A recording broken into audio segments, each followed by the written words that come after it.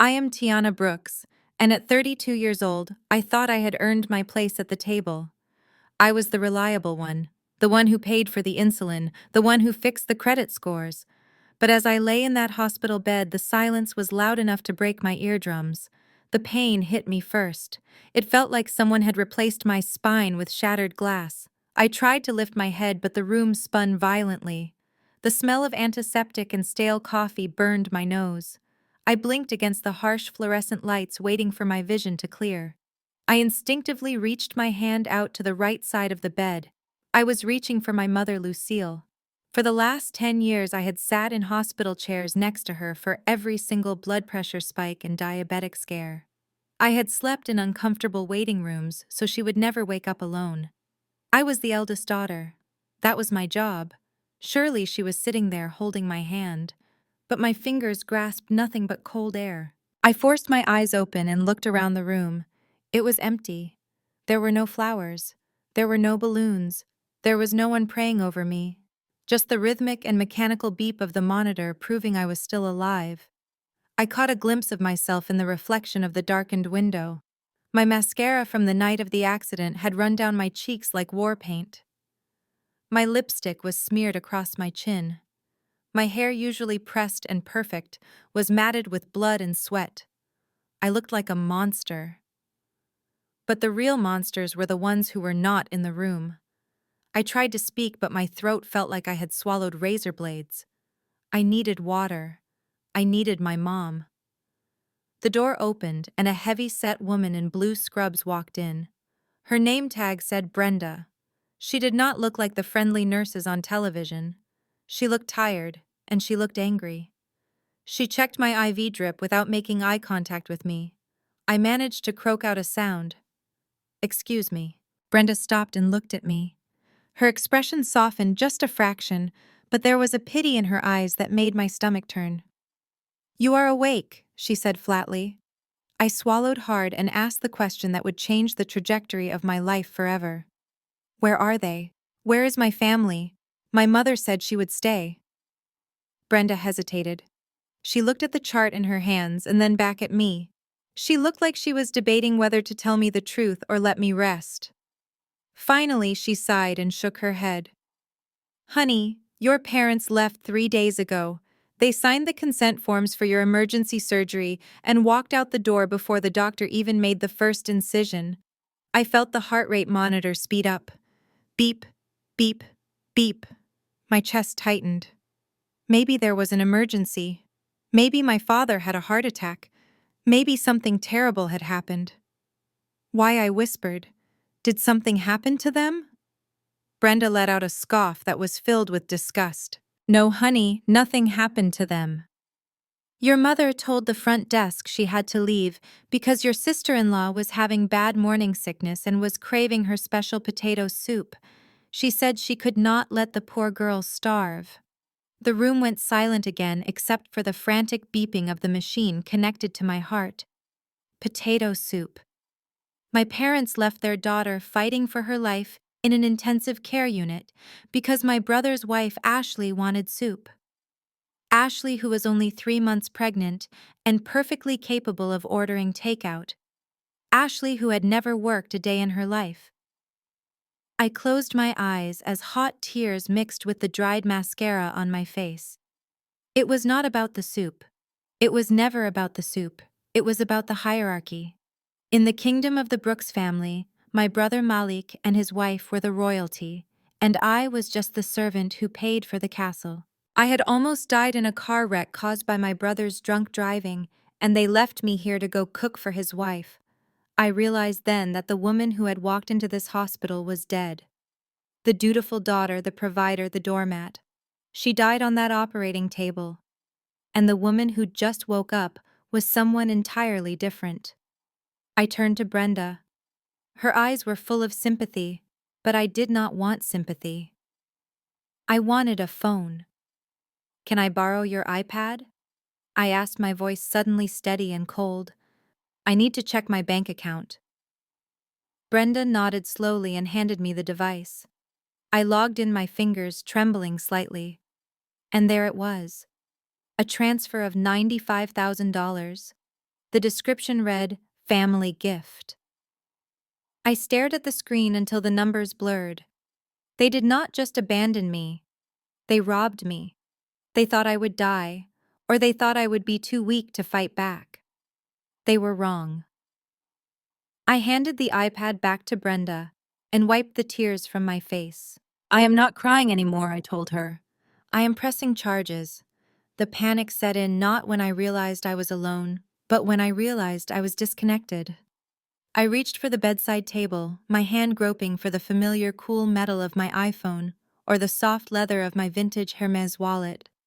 I had bought that wallet 3 years ago after I secured the contract as the lead clinical pharmacist at the hospital. It was my trophy. It was a symbol that I had made it out of the hood and into the boardrooms where I belonged. But the table was bare. Just a plastic pitcher of water and a small cup. My phone was gone. My wallet was gone. My identity was gone. I looked up at Brenda, who was checking the IV bag hanging above my head. "Where are my things?" I asked, my voice cracking. "I need my phone." Brenda did not look at me. She busied herself with the tubing. "Your mother took them," she said quietly. "She said she did not want them to get stolen while you were unconscious. She said she was taking them home for safekeeping." Safekeeping. The word tasted like ash in my mouth. My mother, who had once borrowed my credit card to pay for a vacation she claimed she won in a contest, had taken my wallet for safekeeping. A cold dread, colder than the hospital room, started to spread from my stomach to my chest. "I need to make a call," I said, trying to keep the hysteria out of my voice. "Please, I need to check something. It is an emergency." Brenda looked at me, really looked at me, and I think she saw the terror in my eyes. She reached into her oversized scrub pocket and pulled out a hospital-issued iPad. "Do not tell anyone I gave you this," she whispered, handing it to me. My fingers were trembling so badly I could barely type. I did not call anyone. I went straight to my email. I knew my family. I knew their patterns. If they had my phone, they had my two-factor authentication codes. I logged into my personal email account. The screen refreshed, and there it was. Sitting at the top of the inbox like a digital tombstone, an email from Chase Bank. Subject line: transaction alert. Large wire transfer. Successful. I stopped breathing. The world narrowed down to that white screen. I tapped the email. The numbers stared back at me, mocking every sacrifice I had ever made. $95,000. Sent to Platinum Motors, Atlanta. Date 2 days ago. Status completed. I felt like I had been punched in the gut. That was not just money. That was my freedom fund. That was 10 years of working double shifts, 10 years of skipping vacations, 10 years of driving a beat-up Honda so I could save every penny to open my own independent pharmacy. That money was my escape plan. It was the down payment on a commercial space I had been eyeing in Midtown. It was my future liquidated and sent to a luxury car dealership while I lay in a coma. I scrolled down. There were other emails. A receipt for a new iPhone 15 Pro Max purchased at the Apple Store. A charge for a dinner at Nobu totaling $600. They were celebrating. My parents and my brother were eating sushi and buying cars with my life savings while I was hooked up to life support. They didn't just abandon me, they picked my carcass clean before the body was even cold. I stared at the iPad until the screen went black, reflecting my own hollow eyes back at me. They thought I was the golden goose, but they forgot that even a goose can bite back when it is cornered. I wiped the cold sweat from my forehead and sat up straighter in the bed. The tears were gone, replaced by the clinical, icy precision that made me the best pharmacist at Emory Hospital. I did not just want to know that the money was gone. I needed to know how they took it. Chase Bank has security protocols. Large transfers require two-factor authentication or biometric verification. Since they had my phone, they had the codes. But to open the banking app itself, they needed something more. They needed me. Nurse Brenda was still standing there looking at me with concern. I looked her dead in the eye and spoke with a voice that commanded authority. Brenda, bring me my full medical chart. I need the medication administration record and the telemetry logs for the last 72 hours, specifically for Tuesday afternoon between 2 and 3 p.m. Brenda hesitated for a second, probably wondering if she was allowed to show a patient their raw data so quickly. But she saw the look on my face. She knew I was a colleague, not just a patient. She nodded and handed me the heavy binder. I flipped it open, my eyes scanning the pages with practiced speed. I ignored the notes about my fractures and my internal bruising. I was looking for the timeline. I found it. Tuesday, 10 p.m. Visitors arrived, parents and brother. I cross-referenced this with my medication log. At 1:45 p.m., I had been administered a high-dose bolus of midazolam and fentanyl to keep me sedated for the ventilator adjustment. Medically speaking, I was in a chemical coma. I was incapable of waking up, incapable of speaking, and certainly incapable of consenting to a wire transfer. Then I looked at the telemetry report. This records my heart rate and blood pressure continuously. At 2:13 p.m., my heart rate was a steady 72 beats per minute. Deep sleep. But at 2:15 p.m., there was a spike. My heart rate jumped to 140 beats per minute for 45 seconds before crashing back down. I stared at that spike. In a sedated patient, a spike like that comes from a physical stimulus. Pain, or fear, or the body reacting to being touched when the brain cannot process it. The realization hit me so hard I felt bile rise in my throat. They did not just use my thumbprint. My banking app is set to Face ID. To unlock it, you have to be looking at the phone. Your eyes have to be open.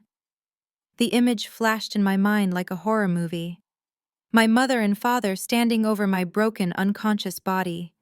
My brother holding my phone up to my face. And then my mother reaching down with her manicured fingers and physically prying my eyelids open while I lay there helpless.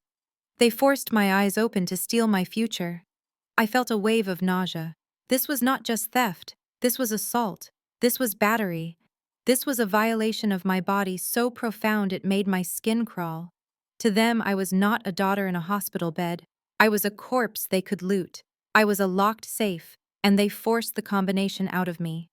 I slammed the medical binder shut. The sound echoed in the empty room like a gunshot. The sadness I had felt moments ago was incinerated. In its place was a cold, hard rage. They treated me like a biological ATM. Well, they were about to find out what happens when the machine malfunctions and eats your card. I looked at the telemetry graph one last time. That spike at 2:15 p.m. was not just a heart rate. It was the exact moment I stopped being their daughter and started being their creditor. And I always collect my debts. My hand shook uncontrollably as I reached for the beige plastic phone attached to the hospital bed rail. It felt like it weighed 1,000 pounds. My fingers, still numb from the medication, fumbled with the buttons as I dialed the number I had known by heart since I was 6 years old. The number to the house I paid the mortgage on. The house where my parents lived, rent-free. The phone rang. 1 ring, 2 rings, 3 rings. I held my breath, a small, foolish part of me hoping that maybe there had been a mistake. Maybe they were frantic. Maybe they were rushing back to the hospital right now. On the 4th ring, the line clicked open. "Hello," a voice chirped. It was my mother, Lucille. But it was not the voice of a woman whose daughter was in the ICU. It was bright, breathless, and loud. In the background, I could hear the thumping bass of upbeat R&B music and the clinking of glasses. "Hello," she said again, shouting over the noise. "Is this the balloon delivery? We are still waiting on the gold arch for the patio." I closed my eyes, letting the cold reality wash over me. "No, Mom." I rasped my voice, sounding like gravel grinding together. "It is not the balloon guy. It is Tiana." There was a pause on the other end. The music seemed to get louder in the silence. "Oh," my mother said. Her tone dropped instantly. The excitement evaporated, replaced by a mixture of disappointment and mild annoyance. Tiana, you are awake. That is good. We were praying for you. She said it so casually, as if I had just woken up from a nap, not a 3-day coma following a near-fatal car wreck. Mom, I whispered, clutching the phone so hard my knuckles turned white. Where are you? Why is no one here? Lucille sighed a long, dramatic exhale that I knew meant she was rolling her eyes. Oh, stop being so dramatic, Tiana. You are in the best hospital in Atlanta. The doctor said you just needed rest. Look, I cannot talk right now. My hands are covered in flour. I am baking 3 dozen cupcakes for Ashley's baby shower. I felt the room spin. Ashley, my sister-in-law, the woman who treated me like an intruder in my own family. You are throwing a party, I asked, disbelief choking me. I am in the ICU, and you are throwing a party. It is a baby shower, Tiana. She snapped, her voice sharpening. It had been planned for months. We cannot just cancel it. Ashley is very sensitive right now with the hormones. She needs support. Besides, you are fine. You are awake, aren't you? But Mom, I started. Look, I have to go, she interrupted, speaking over me. The timer is going off. I will try to swing by tomorrow if I have time after cleanup. Get some sleep. Do not worry about the bill, we handled everything. Before I could ask what she meant by handled everything, the line went dead. She hung up. She did not ask how I felt. She did not ask if I was in pain. She hung up because her cupcakes were more important than my life. I slowly lowered the phone back to the cradle. The silence in the room was no longer empty. It was heavy. It was suffocating. I sat there listening to the echo of the party music in my mind. They were celebrating. They were eating, drinking, and laughing while I lay here broken. And suddenly I understood. I was not a member of the family. I was the sponsor. And the sponsor is not invited to the party. They just pay for it. I stared at the blank wall, and for the first time in my life, I did not want to go home. I wanted to burn it down. I closed my eyes and let the memory of Tuesday night wash over me like a cold wave. It started at 2 in the morning with a phone call that no older sister ever wants to receive. My phone buzzed on the nightstand, lighting up the dark room with Malik's name. When I answered, he wasn't speaking. He was hyperventilating. Tiana. Please, he sobbed, his voice thick and slurred. I messed up. I messed up bad. You have to come. I didn't ask questions. I just threw on a coat over my pajamas and drove into the pouring rain. I tracked his location to a winding curve on the Palisades, a road known for slick asphalt and steep drop-offs. When my headlights cut through the darkness, I saw him. Malik was standing by the guardrail, swaying on his feet, unharmed but terrified. His car was half off the road, the front bumper hanging over the edge of the cliff. The smell hit me the second I stepped out of my car. It was a toxic mix of burnt rubber and expensive bourbon. Malik reeked of alcohol. He grabbed my shoulders with wet, shaking hands. Tiana, you have to help me, he pleaded, his eyes wild and bloodshot. I cannot get a DUI. You know I am on probation. If the cops come, they will lock me up for 5 years. It will kill Mom. Do you want to kill Mom? He knew exactly where to strike. He weaponized my love for our mother against me. He knew I was the protector, the fixer, the one who cleaned up every spill. I looked at the car, then back at him. What do you want me to do? I asked, the rain soaking through my coat. Just sit in the driver's seat, he begged. Just say you lost control on the wet road. You have a clean record. You will just get a ticket. Please, Tiana, be my big sister. I hated him in that moment, but I loved him more. So I made the stupidest decision of my life. I told him to stand back. I climbed into the driver's seat of his car. I intended to just sit there and wait for the tow truck, but the car was resting precariously on the mud. As I shifted my weight to close the door, I felt the ground give way beneath the tires. The car groaned. I slammed my foot on the brake, but the pedal went all the way to the floor. Malik had not told me the brakes were already severed from his initial impact. The steering wheel spun uselessly in my hands. I looked out the window and saw Malik. He wasn't reaching out to grab the bumper. He wasn't screaming for help. He was stepping back, shielding his face, watching me slide into the abyss to save his own skin. The car tipped forward. Gravity took over. I remember the stomach-turning sensation of freefall, the sound of glass shattering, and the crushing impact as the airbag exploded in my face. I took the fall for him. I almost died for him. And in return, he left me there to rot so he could keep his freedom. That memory burned hotter than the pain in my ribs. I opened my eyes in the hospital room, staring at the ceiling. The sister who climbed into that car was dead. The woman who climbed out of this hospital bed was going to make sure Malik wished he had gone to jail that night. Signing the discharge papers felt like signing a peace treaty with death. I was alive, but I was leaving a part of myself behind in that sterilized room. Nurse Brenda stood by the door with a wheelchair, her hands gripping the rubber handles. "It is hospital policy, Tiana," she said gently. "You have to be wheeled to the exit. It is for liability." I looked at the chair. It looked like a cage on wheels. For 32 years, I had done exactly what I was told. I followed the rules. I followed the policies. I followed the script my parents wrote for me. Be the good student. Be the quiet provider. Be the safety net. And where did it get me? It got me a fractured ribcage and an empty bank account. "I am walking," I said, my voice raspy but final. Brenda looked at me, and for the first time, she did not argue. She stepped aside. I walked over to the small plastic bag that contained my personal effects. My clothes from the night of the accident. A silk blouse that was now stiff with dried blood. Black dress pants that were torn at the knee. And my shoes. My beautiful red-bottomed Christian Louboutin heels. I had bought them to celebrate my promotion. Now looking at them, they looked ridiculous.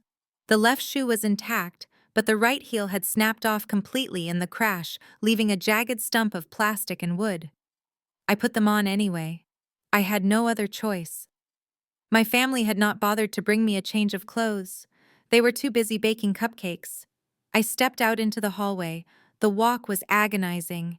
With every step, my ribs screamed in protest. But the walk was also uneven. Click, thud, click, thud. The broken heel forced me to limp, making me look as broken on the outside as I felt on the inside. People stared. Doctors in white coats, families carrying balloons, janitors mopping the floor.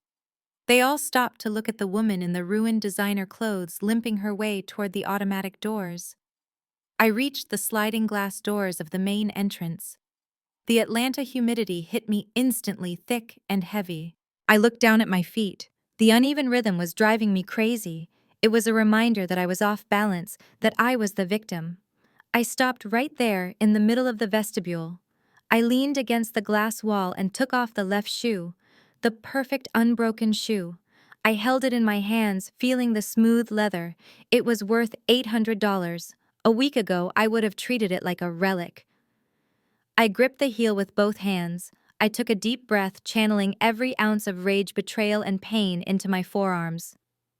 And I pulled. With a loud, satisfying crack, the heel snapped off. I dropped the broken piece into the trash can next to the door. I put the shoe back on. Now both shoes were flat. Both shoes were ruined. But for the first time since I woke up, I was standing on level ground. I walked out onto the pavement. The concrete was rough against the thin soles, but I felt stable. I felt grounded. The Tiana who cared about appearances, the Tiana who desperately wanted to be the perfect doll for her family to play with, she stayed in the lobby. The woman standing on the curb was different. She was not afraid to break things to make them work for her. I pulled out the hospital iPad that Brenda had let me keep for one more hour and requested an Uber. I did not order the Uber Black like I usually would to impress my neighbors. I ordered the cheapest option available, I was done paying for appearances. As the car pulled up, I took one last look at the hospital. I was leaving the trauma center, but I was bringing the war home with me. And I was going to win. The Uber driver apologized for the smell of stale cigarettes in the back seat of his Toyota Camry, but I barely noticed. I was too busy staring out the window as we turned onto Whispering Pines Drive. This was Buckhead, one of the most affluent neighborhoods in Atlanta. The lawns were manicured to within an inch of their lives, and the houses looked like they belonged in a magazine. We pulled up to number 404. That colonial-style mansion with the wraparound porch was not just a building. It was my credit score. It was my down payment. It was my burden. I had bought that house 5 years ago so my parents could retire in dignity, but today it looked less like a home and more like a crime scene. Then I saw it. It was impossible to miss, like a fresh, gaping wound bleeding onto the driveway.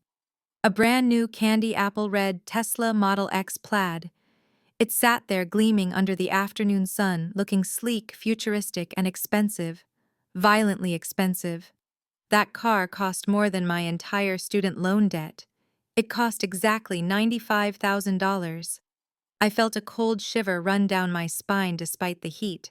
But it was not just the car that made my blood boil. It was where they had parked it. The driveway was empty. There was plenty of space for 3 cars on the concrete. But the Tesla was not on the concrete. It was parked on the lawn. Specifically, the heavy electric tires were resting directly on top of the English rose garden I had planted with my own hands 3 springs ago. I remembered spending weekends on my knees in that dirt pruning those bushes trying to make something beautiful for my mother to look at from the kitchen window. I remembered how she told me she loved the smell of them. Now they were crushed into the mud, flattened under the weight of my brother's ego. The red paint of the car clashed horribly with the crushed pink petals scattered in the dirt. It was a statement. It said that my hard work, my love, and my contributions were nothing more than a parking spot for their golden boy. I paid the driver and stepped out of the car, wincing as my broken heel sank slightly into the grass. I walked closer to the vehicle. It still had the temporary paper tags, and there, slapped onto the tinted rear window, was a bright yellow, diamond-shaped sticker. Baby on board. I stared at that sticker until my vision blurred. Baby on board. They had not even visited me in the hospital. They had not brought me a change of clothes. They had not called to see if I was alive. But they had time to go to the dealership. They had time to haggle over features. They had time to buy a sticker for a baby that was not even born yet, while their actual child was learning how to walk again on a broken heel. That sticker was not a warning for other drivers. It was a message to me. It said that the new generation and Malik's legacy was the priority, and I was just the fuel they burned to keep the car moving. I ran my hand along the hood of the car. It was hot to the touch. I did not scream. I did not cry. I just looked at the crushed roses and realized that if they wanted to play dirty, I knew exactly how to get down in the mud. I rounded the corner of the house and the sound of laughter hit me like a physical blow. It was joyous, raucous, and completely unbothered. It was the sound of people who had no idea that 3 days ago a car had gone off a cliff. Or perhaps it was the sound of people who knew and simply did not care. I pushed open the wrought iron gate and stepped into the backyard. For a moment, I was blinded by the brightness of it all. The theme was obviously all white. The tables were draped in pristine white linens. White balloons formed an arch over the patio. White hydrangeas were overflowing from crystal vases. And every single guest from my parents to the distant cousins who only showed up when there was free food was dressed in crisp, expensive white clothing. It looked like a gathering of angels. It looked like heaven. And then there was me. I stood at the edge of the patio in my torn black slacks and the silk blouse that was stiff with dried blood and sweat from the night of the accident. I was still wearing the hospital bracelet on my wrist. I was bruised, I was limping on a broken heel, and I was covered in the grime of 3 days in an ICU bed. In this sea of purity and perfection, I was a jagged, dark scar. I was the stain they could not scrub out. The smell of barbecue smoke and expensive cologne filled my nose, making my stomach turn. I scanned the crowd and found them immediately. They were standing in the center of the patio, framed by the balloon arch, like they were posing for a magazine cover. Malik and Ashley. Malik was wearing a white linen suit that probably cost more than my health insurance deductible. He looked healthy, he looked vibrant. There was not a scratch on him. He was holding a glass of champagne in one hand, and he had his other arm wrapped protectively around Ashley's waist. Ashley was wearing a tight white bodycon dress that accentuated her small baby bump. She threw her head back and laughed at something Malik whispered in her ear. It was a radiant, carefree laugh. Seeing them like that broke something inside me that the car accident hadn't managed to break. Malik had almost killed me. He had fled the scene and left me to die in the rain. And here he was, playing the role of the doting father and successful businessman, drinking champagne paid for with the money he stole from my bank account. The music was loud, a smooth jazz track that my father loved, but slowly the atmosphere began to shift. A cousin standing near the buffet table dropped her fork. It clattered loudly onto the pavers. She stared at me, her mouth hanging open. Then her husband turned. Then my aunt. The silence spread through the party like a contagion, killing the laughter person by person, until the only sound left was the bubbling of the chocolate fountain. Malik and Ashley were the last to notice. They were too wrapped up in their bubble of delusion. Malik finally looked up, his smile still plastered on his face. When his eyes met mine, I expected to see guilt. I expected to see fear. But I didn't. His smile faltered for just a fraction of a second, and then his expression hardened into something that chilled me to the bone. He looked annoyed. He looked at me as if I was the one who was rude for interrupting his celebration by not having the decency to stay in the hospital. He squeezed Ashley tighter as if I were a threat to their happiness instead of the victim of their greed. I stood my ground, letting the silence stretch, letting everyone see the contrast between the brother who took everything and the sister who had nothing left to give. Ashley stopped laughing the moment she noticed me standing there. She did not look concerned, and she certainly did not look relieved to see that I was alive. She looked annoyed. It was the kind of look you give a waiter who has dropped a tray of drinks near your expensive shoes. A mix of inconvenience and mild disgust. She slowly turned her body toward me, making a show of placing her hand on her stomach. She was barely 3 months pregnant. There was no baby bump yet, just a slight curve that could have been a heavy lunch, but she arched her back and rubbed her abdomen as if she were carrying the heir to a throne. It was a performance, a shield. She was using her pregnancy to remind everyone in the room that she was the vessel of the future, while I was just the wreckage of the past. "Oh my God, Tiana," she exclaimed, her voice pitching up into a shrill, fake sweetness that grated on my ears like nails on a chalkboard. "You practically gave us a heart attack sneaking up like that." She looked me up and down, her eyes lingering on my matted hair and the dark circles under my eyes that no amount of sleep could fix. She wrinkled her nose as if I emitted a foul odor.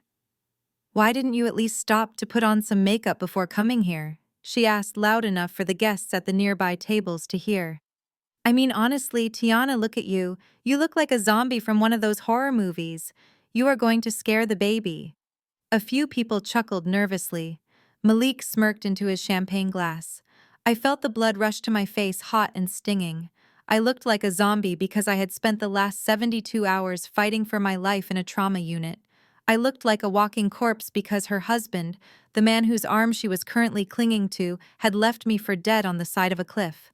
I wanted to scream. I wanted to tell her that the only reason she was standing there in that white dress drinking sparkling cider and playing house was because I had taken the fall. But my throat felt tight, constricted by the sheer audacity of her cruelty. "I am sorry my near-death experience is ruining your aesthetic, Ashley," I said, my voice low and dangerous. I did not have time to contour. I was too busy signing my own discharge papers because my family couldn't be bothered to pick me up. Ashley let out a dramatic gasp and clutched her husband's arm tighter. "See, Malik," she whined, pouting her lips. "She is being aggressive. I told you she would bring negative energy. It is not good for the pregnancy." Malik patted her hand soothingly, finally looking at me with eyes that were cold and empty. "Tiana, calm down," he said, his voice smooth and dismissive. "Ashley is just saying you could have freshened up. This is a celebration. Nobody wants to look at whatever this is." He gestured vaguely at my broken body. I stared at them. The golden couple. They did not see a sister. They did not see a victim. They saw a flaw in their perfect picture. And in that moment, as Ashley went back to rubbing her non-existent bump and Malik went back to sipping the wine I paid for, I realized that to them, I wasn't even human anymore. I was just an ugly reminder of the truth they were trying so desperately to hide. I did not wait for an invitation. I pushed past my aunt, who was holding a plate of deviled eggs, and walked straight toward the head table. My broken heel dug into the soft turf with every step, but I did not feel the pain anymore. All I felt was the burning heat of the piece of paper in my hand. It was a single sheet of banking letterhead, but it weighed more than the entire house. Malik looked up at me, his annoyance turning into confusion. Ashley tried to say something snarky, opening her mouth to make a comment about my hygiene, but I did not give her the chance. I reached the center of the table where a 3-tier white velvet cake sat. It had gold leaf frosting and a topper that said, "Baby Brooks." It looked perfect. It looked expensive. It looked like everything I had paid for but was never allowed to enjoy. I raised my hand and brought it down with the force of a judge slamming a gavel. The sound was sickeningly satisfying. My hand smashed through the top tier, burying the bank statement deep into the soft sponge and buttercream. White frosting splattered onto Malik's expensive linen suit and speckled Ashley's face. The music stopped instantly. The only sound was the gasp of 50 guests and the wet plop of cake falling onto the tablecloth. I pulled my hand back, leaving the paper sticking out of the ruined dessert like a tombstone. I licked a smear of frosting off my thumb and looked my brother dead in the eye. $95,000, I said. My voice was not loud. It was deadly quiet. It cut through the humid afternoon air like a scalpel. That is $95,000. That is 10 years of working the night shift at the hospital. That is 10 years of missing birthdays and Christmases because I was mixing chemotherapy drugs for cancer patients. That is every penny I have ever saved. And now it is sitting in your driveway with a bow on it. Explain it to me. The silence was absolute. Everyone was looking at Malik. For a second, I thought he might apologize. I thought he might drop to his knees and beg for forgiveness. But I forgot who I was dealing with. Malik wiped a glob of frosting from his lapel. He did not look ashamed. He looked angry that I had made a mess. He stood up, towering over me, trying to use his height to intimidate me like he did when we were kids. "You are hysterical, Tiana," he spat. "This is why nobody tells you anything. You always overreact. It is just money. We are family. What is mine is yours, and what is yours is mine. Since when do you care more about paper than you care about your own flesh and blood? You should be happy that you could help me provide for my son." I looked at him and I realized he actually believed it. He believed he was entitled to my labor. He believed my life existed solely to fund his lifestyle. He did not see a crime. He saw a transaction he deserved. And that was when I knew that getting my money back would not be enough. I had to take everything. My mother moved faster than I had ever seen her move in a hospital room. She did not rush over to check my bandages or to ask why I was limping. She rushed to the table to hide the evidence. She snatched a white linen napkin from the buffet and threw it over the frosting-covered bank statement like she was covering a dead body at a crime scene. Her face was not filled with guilt. It was twisted with panic and embarrassment. "Lower your voice, Tiana," she hissed, her eyes darting frantically toward the tall hedges that separated our yard from the neighbors. "Do you want the whole neighborhood to hear our business? You are making a scene. Stop it right now." She grabbed my arm, her fingers digging into my bruise. I flinched, but she did not let go. She pulled me closer, her voice dropping to a venomous whisper that only I could hear. "We did not steal anything," she said, her eyes wide and manic. "We borrowed it. It was a bridge loan, an investment in the family's future." Malik needed a reliable vehicle to transport his wife and unborn child. "You cannot expect him to drive that old sedan. It is not safe." I stared at her in disbelief. A bridge loan. She was calling a $95,000 unauthorized wire transfer a bridge loan. Investment. I repeated, my voice flat. "You bought a luxury electric sports car for a man who does not have a job to drive to. That is not an investment, Mom. That is a liability." Lucille's face turned red. She let go of my arm and smoothed down her white dress, trying to regain her composure as guests started to whisper. "You are the oldest, Tiana," she said, switching tactics from defense to guilt. "It is the oldest child's duty to lift up the younger ones. You have a good job. You have a retirement fund. You have savings. You are sitting on a pile of money while your brother is trying to build a life. Where is your shame? You should be honored to help him. Instead, you come here looking like a beggar, counting pennies and ruining his big moment." She gestured to Ashley, who was now pretending to cry, into Malik's shoulder. "Look at her, Tiana. She is pregnant. She is fragile. And you are harassing them over money. You are so cold. I raised you to be generous, but clearly you only care about your bank balance. You do not know what it is like to be a parent. You do not know the pressure Malik is under." The gaslighting was masterful. Within 30 seconds, she had turned grand larceny into a moral failing on my part. She made me feel like the villain for wanting my own money back. She made me feel small. But then I looked past her at the red Tesla sitting on my crushed roses. I looked at the diamond bracelet on her wrist that I had bought her for Mother's Day. "I am cold," I asked, stepping back from her. "You left me in a coma to come here and eat cake. You forged my signature while I was unconscious. That is not being a parent, Mom. That is being a parasite. And I am done being the host."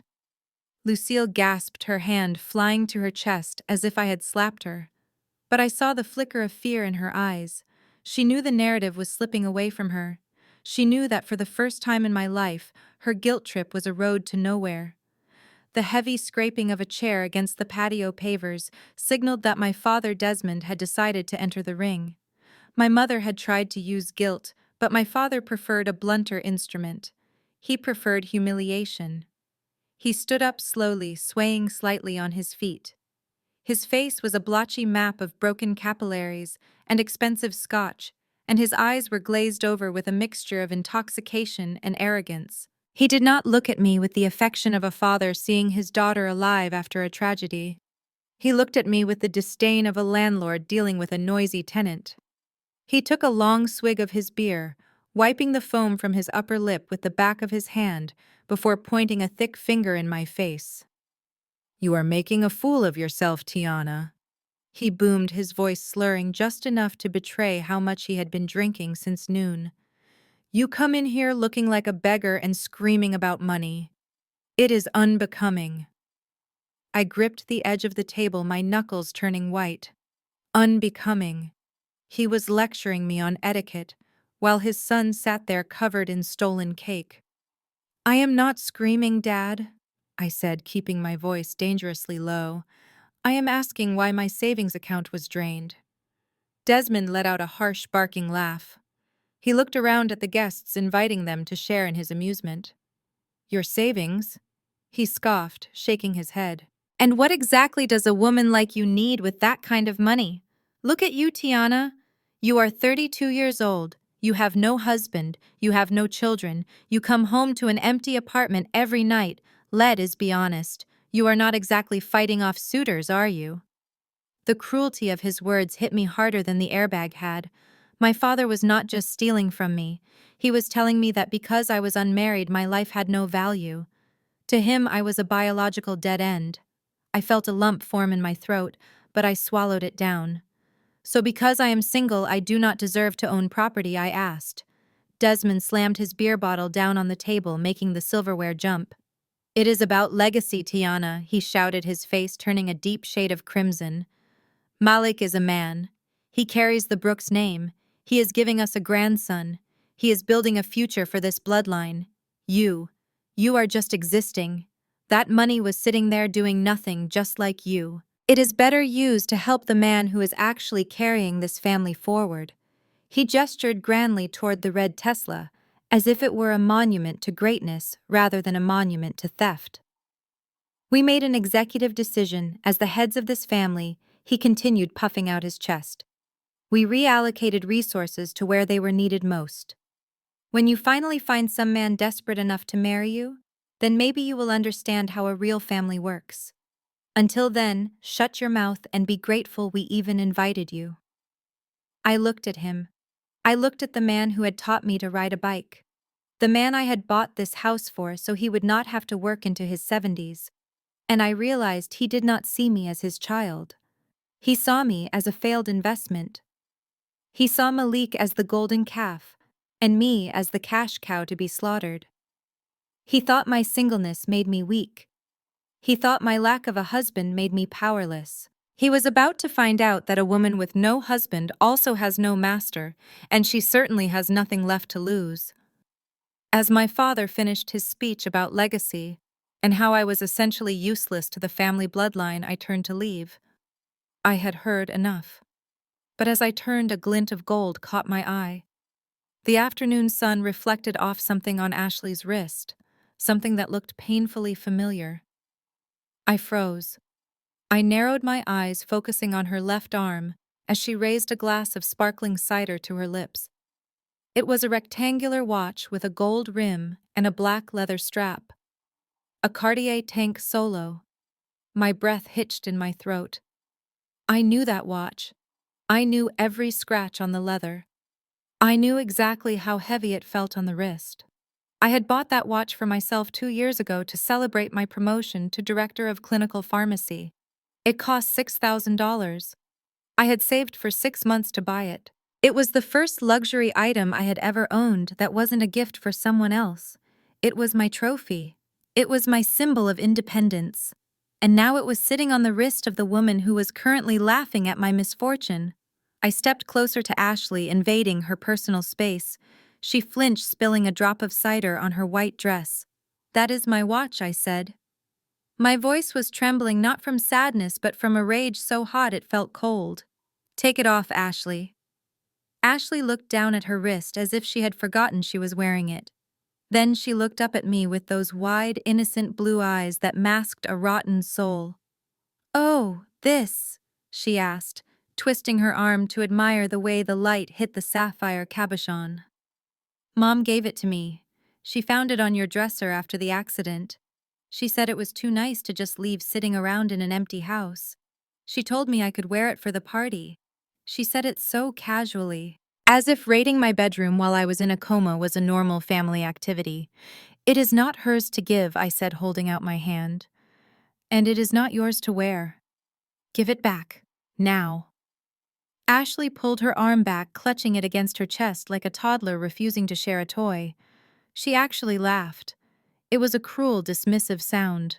"God, Tiana, stop being so stingy," she sneered, curling her lip. "It is just a watch. You act like I stole the crown jewels. Besides, be honest with yourself." She held her arm out again, placing her wrist next to mine. "It looks so much better on me," she said, looking at Malik for validation. "Look at my wrist. It is slender, it is delicate. This watch was made for a feminine wrist." She looked at my hand, which was still swollen from the IV fluids and bruised from the accident. "Your wrists are so thick, Tiana," she continued, wrinkling her nose. "They are kind of manly, honestly. Big-boned. This watch looks ridiculous on you. It looks like you are trying too hard. On me, it looks natural." Mom was right. I am doing the watch a favor by wearing it. My mother, who was standing right behind her, nodded in agreement. "It does suit her better, Tiana," she added. "Let her wear it for the day. Don't be petty. You can get it back later." I looked at them. The 3 of them. My mother, who stole it. My sister-in-law, who wore it and insulted me. And my brother, who watched it happen. They had stripped me of my money, my dignity, and now they were body shaming me while wearing my own success. I realized in that moment that I wasn't going to fight for the watch. Not right now. Because when the police came to arrest them, listing a $6,000 watch on the stolen property report would add another felony charge to Ashley's record. "Keep it," I said, lowering my hand. "It matches your soul. Fake and stolen." I looked at the three of them standing there like a united front of entitlement. My mother had her hand on Ashley's shoulder. Malik was smirking with white cake frosting still smeared on his expensive lapel. And Ashley was checking the time on my stolen watch. For years I had tried to buy their love. I paid the mortgage so they would have a roof. I paid the tuition so Malik would have a future. I paid the bail money so the family name would stay clean. I thought if I just wrote a big enough check they would finally see me as a person.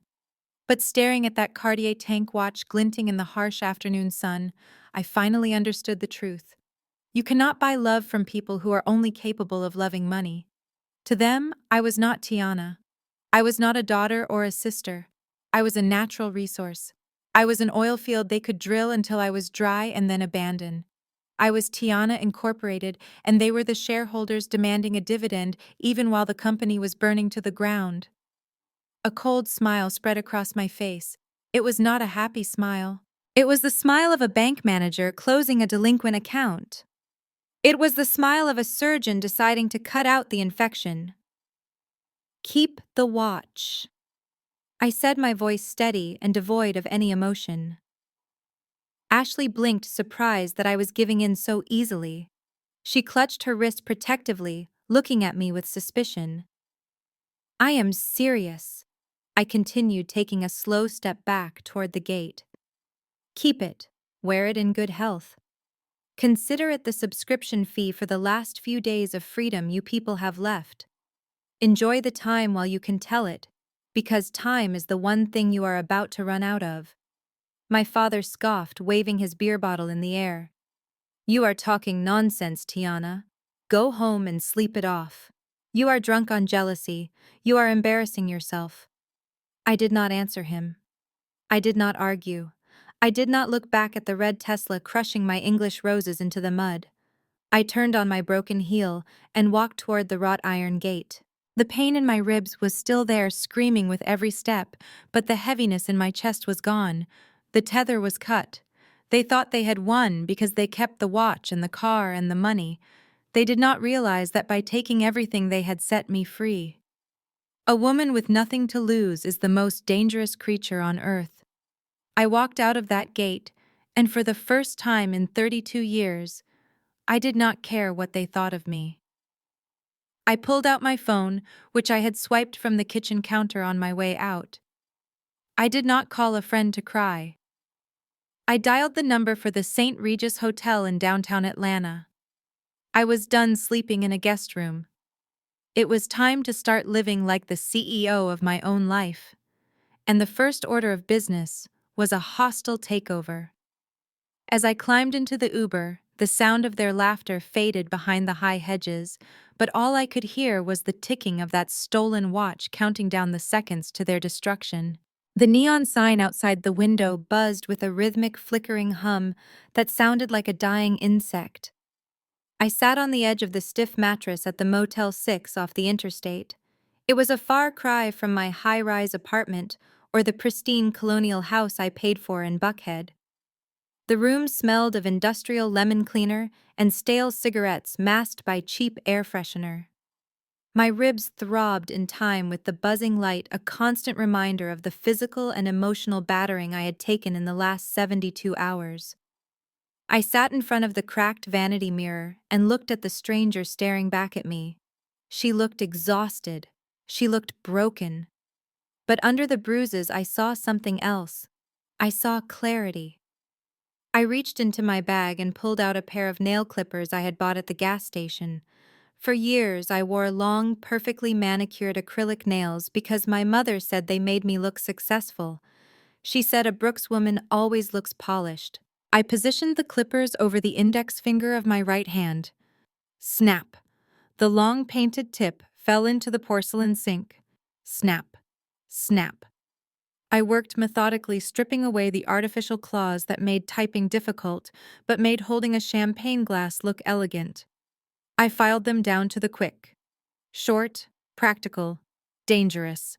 I was not here to look pretty anymore. I was here to work. I pulled my hair back from my face, twisting it into a tight, severe bun at the nape of my neck. No more loose waves, no more softness. I was preparing for war, and soldiers do not wear their hair down. Dinner was a cup of instant noodles I made using hot water from the bathroom tap. I sat cross-legged on the bed holding the warm styrofoam cup. The steam rose up, fogging my glasses. I took a bite of the salty, rubbery noodles. I was a clinical pharmacist. I managed a budget of millions of dollars at the hospital. I had a credit score of 800. And here I was, eating a 99-cent meal in a roadside motel because my own flesh and blood had liquidated my existence. I pulled out my phone.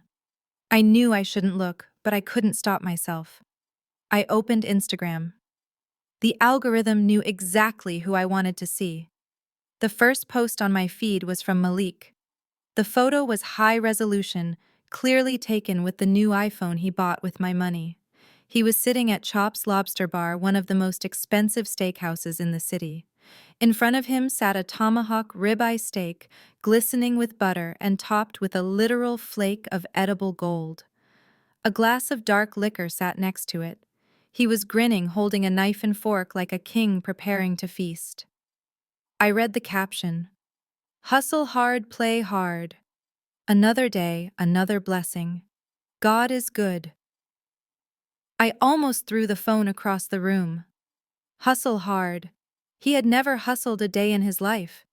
He was eating a $200 steak paid for by the sister he left in a ditch. He was thanking God for blessings that were actually felonies. But I did not throw the phone. Instead, I took a deep breath and tapped the screen. Screenshot saved. I zoomed in on the photo. In the background, blurry but visible, was the timestamp on the waiter's tablet. I zoomed in on the bottle of wine on the table. It was a vintage Cabernet. I took another screenshot. This wasn't just a brag, this was evidence. He was spending stolen funds across state lines if the transfers went through certain banks.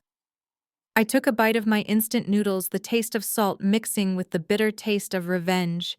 Eat up, Malik, I whispered to the empty room. Enjoy the steak, because it is going to be the last good meal you have for a very long time. I met Marcus at a diner on the outskirts of the city, where the neon sign flickered and the coffee tasted like burnt rubber. It was the kind of place where people went when they did not want to be found. Marcus was sitting in a booth at the back wearing a baseball cap pulled low over his eyes. He was a former patient of mine whom I had helped navigate a complex insurance denial for his heart medication years ago. He told me back then that he owed me his life. Today I was calling in that debt. He did not smile when I sat down. He simply slid a thick manila envelope across the sticky table. It hit the surface with a heavy thud that sounded like a judge's gavel. "You are not going to like this, Tiana," he said, his voice rough and low. "It is worse than we thought." I picked up the envelope. My hands were steady now. The trembling from the hospital was gone, replaced by a cold, clinical precision. I did not need to like what was inside. I just needed to use it. I opened the flap and pulled out a stack of high-resolution photographs. The first few were exactly what I expected. Grainy shots from a security camera at a convenience store near the cliffs. They showed Malik stumbling out of the driver's seat of the car minutes before the crash. They showed my parents' car pulling up. They showed my father dragging Malik into the back seat and speeding away, leaving me unconscious in the rain. That was the proof of the accident. That was enough to send them all to prison for leaving the scene of a crime and filing a false police report. But Marcus reached over and tapped the bottom half of the stack. "Keep going," he said. "That is just the appetizer. The main course is underneath." I flipped past the accident photos and froze. The next set of pictures was taken yesterday. They were in color and crystal clear. They showed the brand new red Tesla Model X Plaid parked outside a motel called the Starlight Inn. It was a seedy place known for hourly rates and discretion. but the car was unmistakable. The baby on board sticker was clearly visible in the rear window. In the next photo, the passenger door was open, a woman was stepping out. Bing. It was not Ashley. It was not my pregnant sister-in-law who was currently at home knitting baby booties. It was a woman with long synthetic hair, wearing a dress that barely covered her thighs. And standing next to her holding the door open with a grin on his face was Malik. He is not just driving the car, Tiana Marcus said, taking a sip of his coffee. He is living it up. I tracked the GPS. He told his wife he was going to job interviews. Instead, he has been driving that girl around the city, shopping at Lenox Mall and spending nights at that motel. And here is the kicker. He is paying for everything using a credit card that is linked to the same account as the car loan. I stared at the photo of Malik kissing the woman against the hood of the car I paid for. The red paint gleamed under the motel lights. He was not just a thief and a coward. He was a traitor to everyone. He was cheating on his pregnant wife with the money he stole from his sister in a car he claimed was for the safety of his unborn child. I felt a strange sensation wash over me. It was not anger. It was power. This envelope was not just evidence. It was a nuclear bomb. With these photos, I could destroy his marriage, I could destroy his reputation, and I could destroy the false image of the golden boy that my parents had worshipped for decades. I looked up at Marcus, and for the first time in days, a genuine smile touched my lips. It was a sharp, dangerous smile. "Thank you, Marcus," I said, sliding the photos back into the envelope. "You just gave me the keys to the kingdom. Now watch me burn it down." Mr. Sterling's office was located on the 45th floor of a glass tower in downtown Atlanta. The view from the floor-to-ceiling windows offered a panoramic look at the city that had chewed me up and spit me out. But inside this room, the air was cool, filtered, and smelled of expensive mahogany and billable hours. Sterling was a man who did not believe in small talk. He believed in leverage. He sat behind a desk that was wider than my first apartment, reviewing the stack of documents I had brought him with the precision of a surgeon. He flipped through the loan agreement for the Tesla Model X, his eyes scanning the fine print behind rimless glasses. He stopped at the last page and let out a short, dry chuckle. It was a sound devoid of humor, sharp as a knife. "Ms. Brooks," he said, spinning the document around so I could see it. "Look at this." He pointed a manicured finger at the signature line at the bottom of the page. There, in shaky blue ink, was my name, Tiana Brooks. But it was not my signature. The loops were too wide, the slant was wrong, and the pressure was uneven. It looked like a child's attempt to copy a parent's handwriting from a permission slip. They did not even try to be convincing. Sterling noted, shaking his head. "This is a clumsy forgery. Your brother or whoever signed this has the criminal aptitude of a squirrel. We could take this to a judge right now, prove it is a fake, and have the loan voided by lunch. It is open and shut." I reached for the paper, ready to tell him to file the motion. I just wanted my name off that debt. I just wanted to be free. But Sterling placed his hand over the document, stopping me. However, he said, a predatory glint appearing in his eyes. "That would be the boring route, and it would let them off the hook too easily. They would lose the car, sure. But you want justice, don't you?" I nodded slowly, withdrawing my hand. "Here is the interesting part," Sterling continued, leaning back in his leather chair. "Because this document currently exists in the eyes of the bank as a valid contract, you are listed as the co-signer. In fact, because your credit score is the only reason this loan was approved, you are listed as the primary borrower." He paused to let that sink in, tapping his fingers together. "Do you know what that means, Ms. Brooks?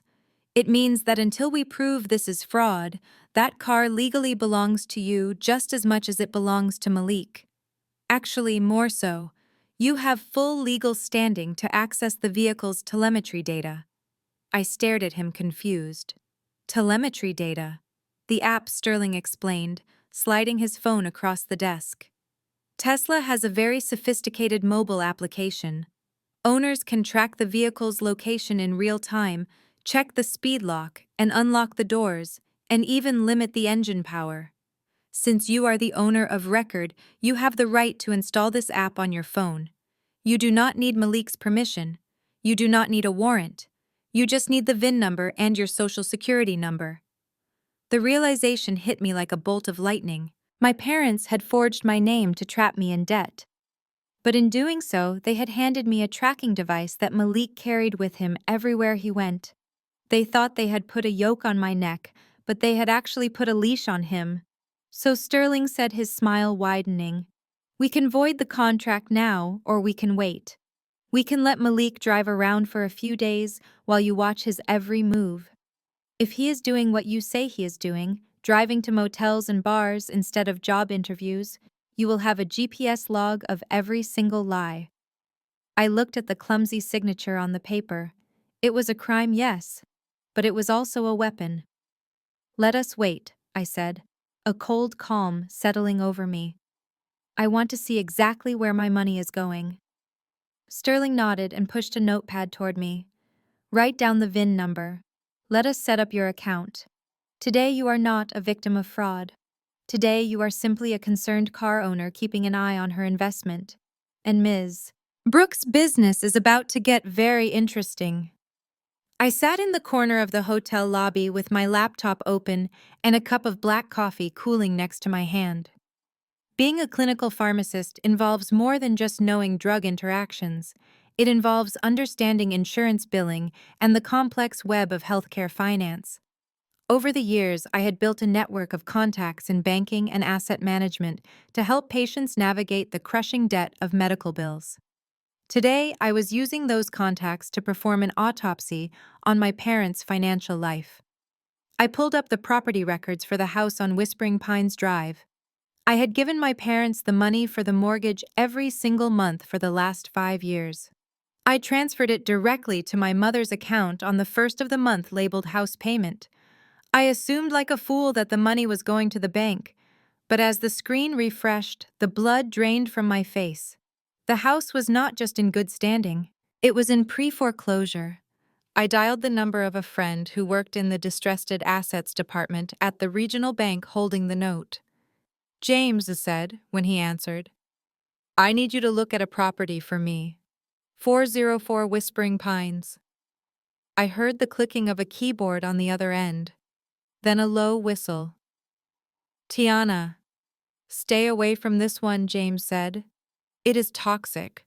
The owners haven't made a payment in 6 months. They took out a home equity line of credit 2 years ago, drained about $200,000 of equity, and haven't paid a dime on that either. The bank is moving to auction the debt next week just to get it off the books. $200,000. They had stripped the equity from the home I bought them to fund their lifestyle. That explained the vacations. That explained Malik's designer clothes. That explained the Tesla down payment. They were eating the house from the inside out like termites." "James," I said, keeping my voice steady, "I do not want to stay away from it. I want to buy it." There was a silence on the line. "You want to buy a bad debt?" he asked. "Why?" "Because I want to own the paper," I said. "I want to buy the mortgage note. I will pay cash. But I need you to rush the paperwork." And James, listening to me very carefully, "My name cannot appear anywhere on the documents." I spent the next 2 hours setting up a shell company. I called it Justice Holdings LLC. I liquidated my investment portfolio. I sold the stocks I had been holding for my retirement. It hurt to see those numbers drop to 0, but I knew the return on investment would be worth it. By 4 in the afternoon, the wire transfer went through. The bank was happy to offload the bad loan. They sent me the digital confirmation. I stared at the PDF on my screen. It was a deed of trust.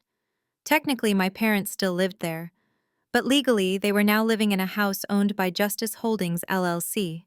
And Justice Holdings LLC was not a benevolent daughter. It was a faceless corporation with 0 tolerance for late payments. I leaned back in the hotel chair. I was no longer just their daughter. I was their creditor. I was their landlord.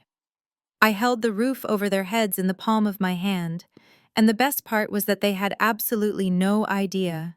They were probably sitting in that kitchen right now eating leftovers from the party, laughing about how they had scammed me, completely unaware that the wolf was not at the door. The wolf owned the door. The vibration of my phone against the hard surface of the hotel desk broke the silence of the room. It was late afternoon and the sun was casting long shadows across the floor. I looked at the caller ID. It was Mom. I let it ring twice, taking a sip of my coffee, composing myself. I was not the daughter who picked up on the first ring anymore. I was a business partner entering a negotiation. When I finally swiped accept, I put the phone on speaker and set it down. "Hello, Mother," I said, keeping my voice neutral. "Tiana, baby." Her voice poured through the speaker like warm syrup. It was the tone she reserved for when she wanted to borrow money or show off to her friends at church. "We were just sitting here looking at baby catalogs, and we found the most precious thing." She paused, waiting for me to ask what it was. I stayed silent. The silence stretched until she felt the need to fill it. "It is a smart bassinet," she continued, a hint of desperation creeping into her sweetness. "It rocks the baby automatically and plays white noise. It is top of the line. The reviews say it is essential for the baby's brain development. Ashley fell in love with it, but you know money is tight right now with the car payments coming up." I looked at the spreadsheet open on my laptop. They hadn't made a car payment yet. I knew exactly where this was going. "How much is it?" I asked. "Well, with tax and shipping, it comes out to just over $2,000, she said quickly. "Look, Tiana, I know things got heated at the barbecue. Ashley is very sensitive right now. She was crying all night because she thinks you hate her unborn child. If you bought this for them, it would really smooth things over. Consider it a peace offering, an apology for scaring her yesterday." I almost laughed. They wanted me to pay $2,000 as a penalty for being the victim of their theft. The audacity was breathtaking. The old Tiana would have argued. The old Tiana would have screamed about fairness. But the new Tiana saw an opening. "You are right, Mom," I said, forcing warmth into my voice. "I was out of line. I want my nephew to have the best. I will buy the crib." "Really?" My mother gasped, clearly shocked that it was this easy. "Oh, Tiana, thank you. I knew you would do the right thing. I will wire the money directly to Ashley's account tonight." I lied. "But Mom, since I am reorganizing my finances to make these large gifts, I need to consolidate our insurance policies to get a tax write-off for the family. I need the policy number and the VIN number for the Tesla. I want to add it to my umbrella policy so you guys are fully covered." My mother did not hesitate for a second. Greed makes people blind. She saw a free crib and free insurance. She did not see the trap. "Hold on, let me get the paperwork," she said. I heard her shuffling through drawers. "Here it is." She read off the long string of numbers and letters. I typed them directly into the Tesla app I had downloaded on my laptop. "Got it," I said, watching the screen load. The verified owner status popped up green. I was in. "Thanks, Mom," I said. "Go tell Ashley the crib is on me." I hung up the phone. I did not send the money for the crib. I never would. But as I looked at the computer screen, a map of Atlanta appeared with a blinking red dot showing the exact location of the Tesla. I also had access to the cabin camera, the speed controls, and the lock system. My mother had just traded her son's freedom for a promise of a crib that would never arrive. I tapped the screen and whispered transaction accepted. I took a deep breath and forced a smile onto my face, even though my mother could not see it through the phone. I had to sell this performance perfectly. If I sounded hesitant or angry, she might get suspicious. I needed to sound like the Tiana of last week, the Tiana who desperate for approval, the Tiana who would do anything to buy her way back into the family's good graces. "Of course, Mom," I said, letting my voice soften into a tone of submissive agreement. "You are right. I was just stressed from the accident. I want Ashley to be happy, and I definitely want my nephew to have the best start in life. I will buy the smart bassinet. I will transfer the money for the full amount plus shipping to Ashley's account tonight." I heard my mother let out a long, dramatic exhale of relief on the other end of the line. She probably was already mentally spending that $2,000 on something else, since I knew for a fact they would buy a cheap crib and pocket the difference. "Thank you, baby," she cooed, her voice dripping with fake affection. "I knew you would come around. You are a good sister, Tiana. I will tell Ashley right now. She is going to be so thrilled." "Wait, Mom," I interrupted before she could hang up. "There is just one small thing. Since I am moving such a large amount of cash around, and since I already paid for the down payment on the car, I need to make sure I file everything correctly with the IRS. I want to claim these as family gift exemptions, so none of us have to pay taxes on the transfer. To do that, I need to consolidate the insurance paperwork." My mother paused. The mention of the IRS usually made her nervous, but the promise of saving money on taxes was music to her ears. "What do you need?" she asked. "I just need the VIN number for the Tesla and the policy number from the insurance binder," I said, keeping my voice casual as I hovered my fingers over the keyboard of my laptop. "I just need to enter it into my accounting software." "Oh, is that all?" she said, sounding relieved. "Hold on, let me grab the folder. It is right here on the counter." I heard the rustling of papers. My heart hammered against my ribs. This was the moment. If she read me those numbers, she was handing me the keys to the kingdom. "Okay, here it is," she said. "Are you ready?" I typed as she spoke. 5YJSA. She read off the 17-character string of letters and numbers that made up the vehicle identification number. I entered them into the Tesla app I had downloaded onto my laptop. Then she gave me the insurance policy number, which I used to verify my identity as the primary policyholder. I hit enter. The screen spun for a second. My mother was still talking about how great the crib was going to look in the nursery, but I wasn't listening. I was watching the spinning wheel on my screen. And then it turned green. A message popped up. "Ownership verified. Welcome, Tiana." A map appeared on my screen showing the exact location of the red Model X. It was parked in the driveway at Whispering Pines, just like I thought. Below the map were the controls: lock, unlock, horn, flashlights, speed limit mode, valet mode. I had full control. I was in. "Did you get all that, Tiana?" my mother asked, oblivious to the fact that she had just signed her son's death warrant. "Yes, Mom," I said, a genuine smile finally spreading across my face. "I got everything I need. I will handle the transfer tonight. You guys have a great evening." I hung up the phone and leaned back in my chair. I looked at the little red car icon on my screen. They wanted a smart bassinet. Well, I was about to rock their world in a way they never expected. I tapped the touchpad and opened the vehicle settings. It was time to take the Tesla for a virtual spin. The blue light of the laptop screen illuminated the dark hotel room, casting long shadows across the unmade bed. I took a sip of the lukewarm coffee and stared at the map on the Tesla application. The tracking was precise down to the inch. I watched the red arrow pulsing on the screen, expecting to see it parked in the driveway of the house on Whispering Pines. My mother had said Malik was exhausted from the stress of the party and had gone to bed early. She said he was a devoted husband staying close to his pregnant wife. But the red arrow was not at the house. It was not even in the neighborhood. It was 15 miles away in a part of town known for neon lights, cash-only businesses, and bad decisions. I zoomed in on the map. The car was parked in the back lot of a place called the Velvet Touch Massage on Cheshire Bridge Road. I let out a short, bitter laugh.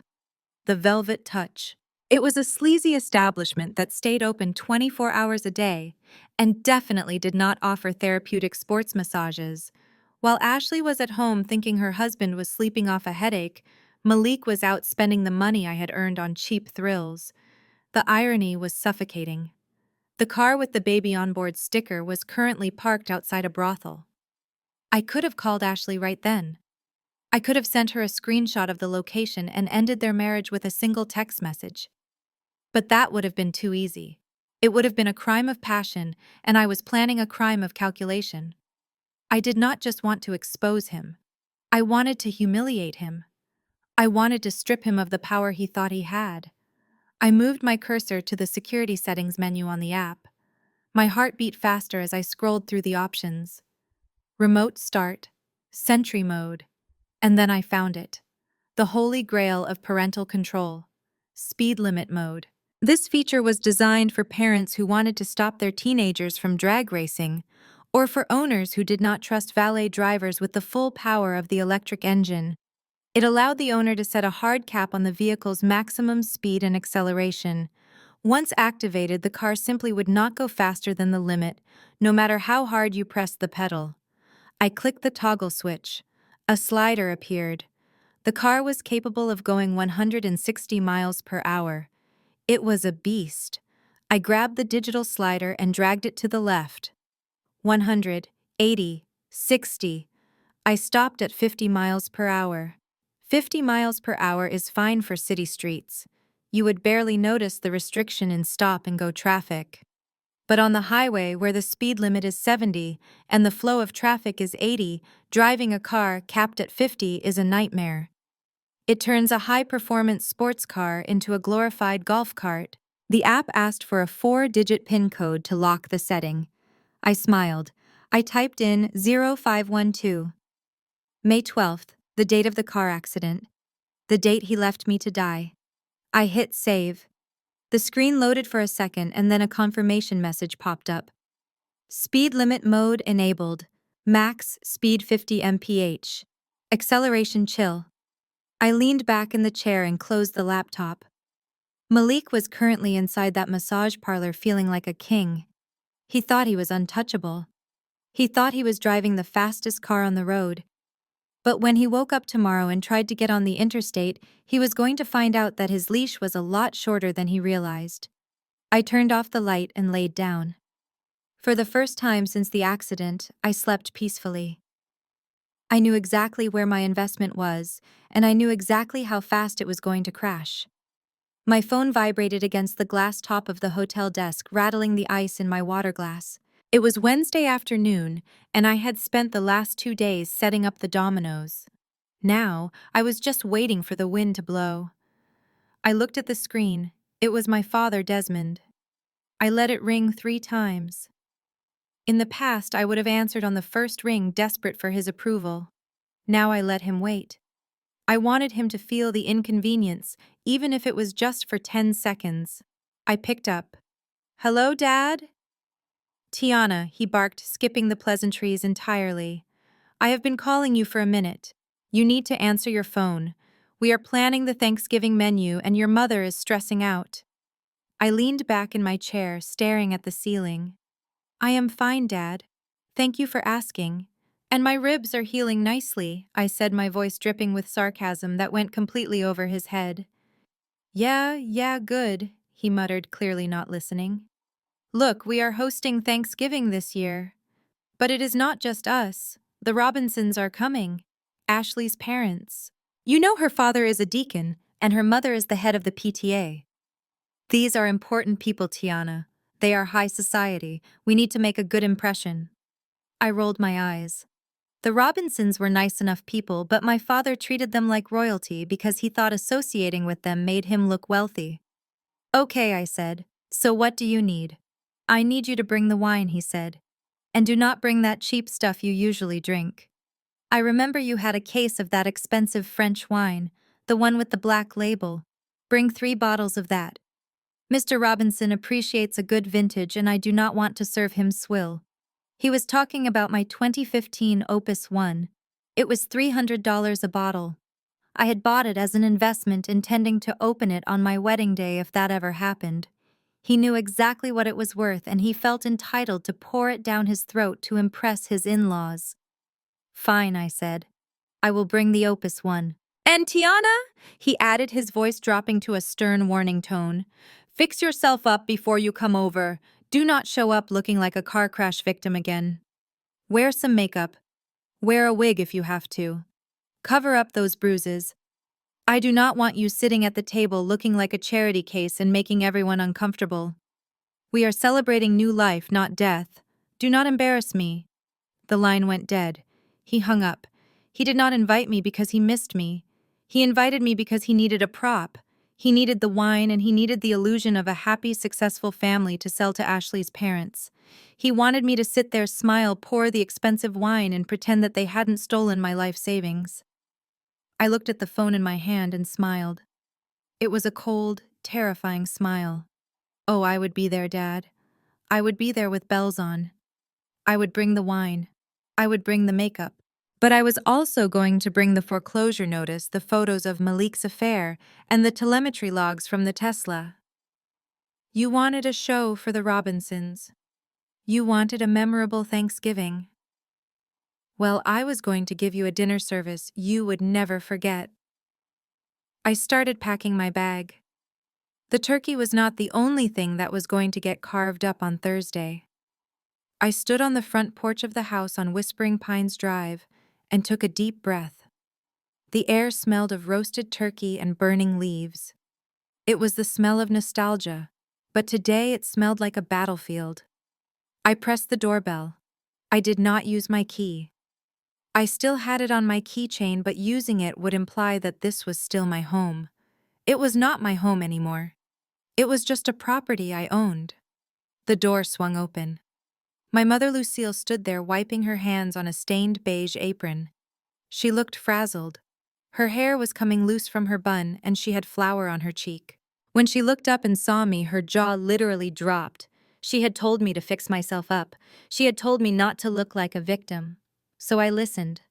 I was not wearing the modest gray sweaters or loose slacks I usually wore to hide my body and make myself invisible. I was wearing red, a deep crimson silk dress that hugged every curve and slid up the thigh. It was the color of power. It was the color of blood. It was the color of a warning sign. My hair was slicked back into a high, severe ponytail that pulled my features tight. My makeup was sharp enough to cut glass with a dark red lip that matched the dress perfectly. I looked like I was going to a gala, or perhaps a funeral for an enemy. "You are late," Lucille hissed, pulling me inside and quickly shutting the door as if to contain the blast radius of my appearance. "And my God, Tiana, what are you wearing? You look like—" She struggled to find the word. "You look like a mistress. Go upstairs and wash that lipstick off. Then come to the kitchen. The potatoes need mashing, and Ashley is claiming her ankles are swollen so she cannot stand up." For 32 years that had been my role. The silent helper. The one who peeled the potatoes while everyone else watched football. The one who did the dishes while everyone else ate pie. I looked at the kitchen door where the steam and chaos were waiting. "No," I said. The word hung in the air. It was quiet, but it took up all the space in the hallway. "Excuse me," my mother asked, blinking rapidly. I said no. I repeated calmly, checking my reflection in the hallway mirror. "I am not peeling potatoes. I am not mashing anything. I am not working today." "But," my mother stammered, completely thrown off script. "We need help. You always help." I turned to her and gave her a smile that did not reach my eyes. "I am a guest today, Mom. Guests do not cook." I walked past her, leaving her standing in the hallway with her mouth open. The click of my heels on the hardwood floor sounded like gunshots as I made my way to the living room. The room fell silent as I entered. My father was sitting in his recliner, holding court with Mr. and Mrs. Robinson Ashley's parents. Malik was sitting on the sofa, scrolling on his phone. When they saw me, the conversation died instantly. Malik looked at me with a mix of lust and confusion before realizing it was his sister. My father looked like he had swallowed a lemon. "Hello, everyone," I said, my voice smooth and commanding. "Happy Thanksgiving." I walked over to the bar cart. I placed the 3 bottles of Opus 1 wine I had brought on the counter. My father watched me greedily, expecting me to bring a bottle to him and open it for the men. Instead, I reached for the corkscrew myself. I opened the first bottle with a satisfying pop. I poured a generous amount into the largest crystal glass I could find. I did not offer anyone else a drink. I took the glass, walked over to the armchair usually reserved for my father, and sat down, crossing my legs. I took a slow sip of the expensive wine, savoring the oak and berry notes. "This is excellent," I said, looking at my father, who was turning a dangerous shade of purple. "You were right, Dad. We should only drink the best today. I leaned back and smiled at the room. I wasn't there to serve.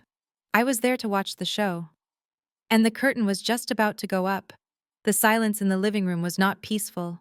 It was the kind of silence that happens right before a thunderstorm breaks. I sat in the high-back armchair crossing my legs and taking a slow, deliberate sip of the $300 wine. I could feel eyes burning into the side of my face. It was not my father, and it was not Malik. It was Ashley. She was sitting on the beige sofa propped up by 3 throw pillows, looking like a disgruntled queen. She was wearing a white sweater dress that was tight enough to show off her pregnancy but loose enough to make her look innocent. She kept glancing at her parents, Mr. and Mrs. Robinson, who were sitting stiffly on the love seat, holding their iced teas, like they were afraid to make a sound. Ashley wanted to show them that she was the matriarch of the Brooks family now. She wanted to show them that I was the black sheep. She cleared her throat. It was a loud, theatrical sound meant to demand attention. "Tiana," she said, her voice pitched high and tight. "Do not you think you should go help Mom in the kitchen? She is struggling with the turkey all by herself. It is really inconsiderate of you to just sit there drinking while she slaves away." I did not look at her. I examined the deep ruby color of the wine against the light. "I am sure she is fine, Ashley," I said calmly. "Mom has been cooking Thanksgiving dinner since before you were born.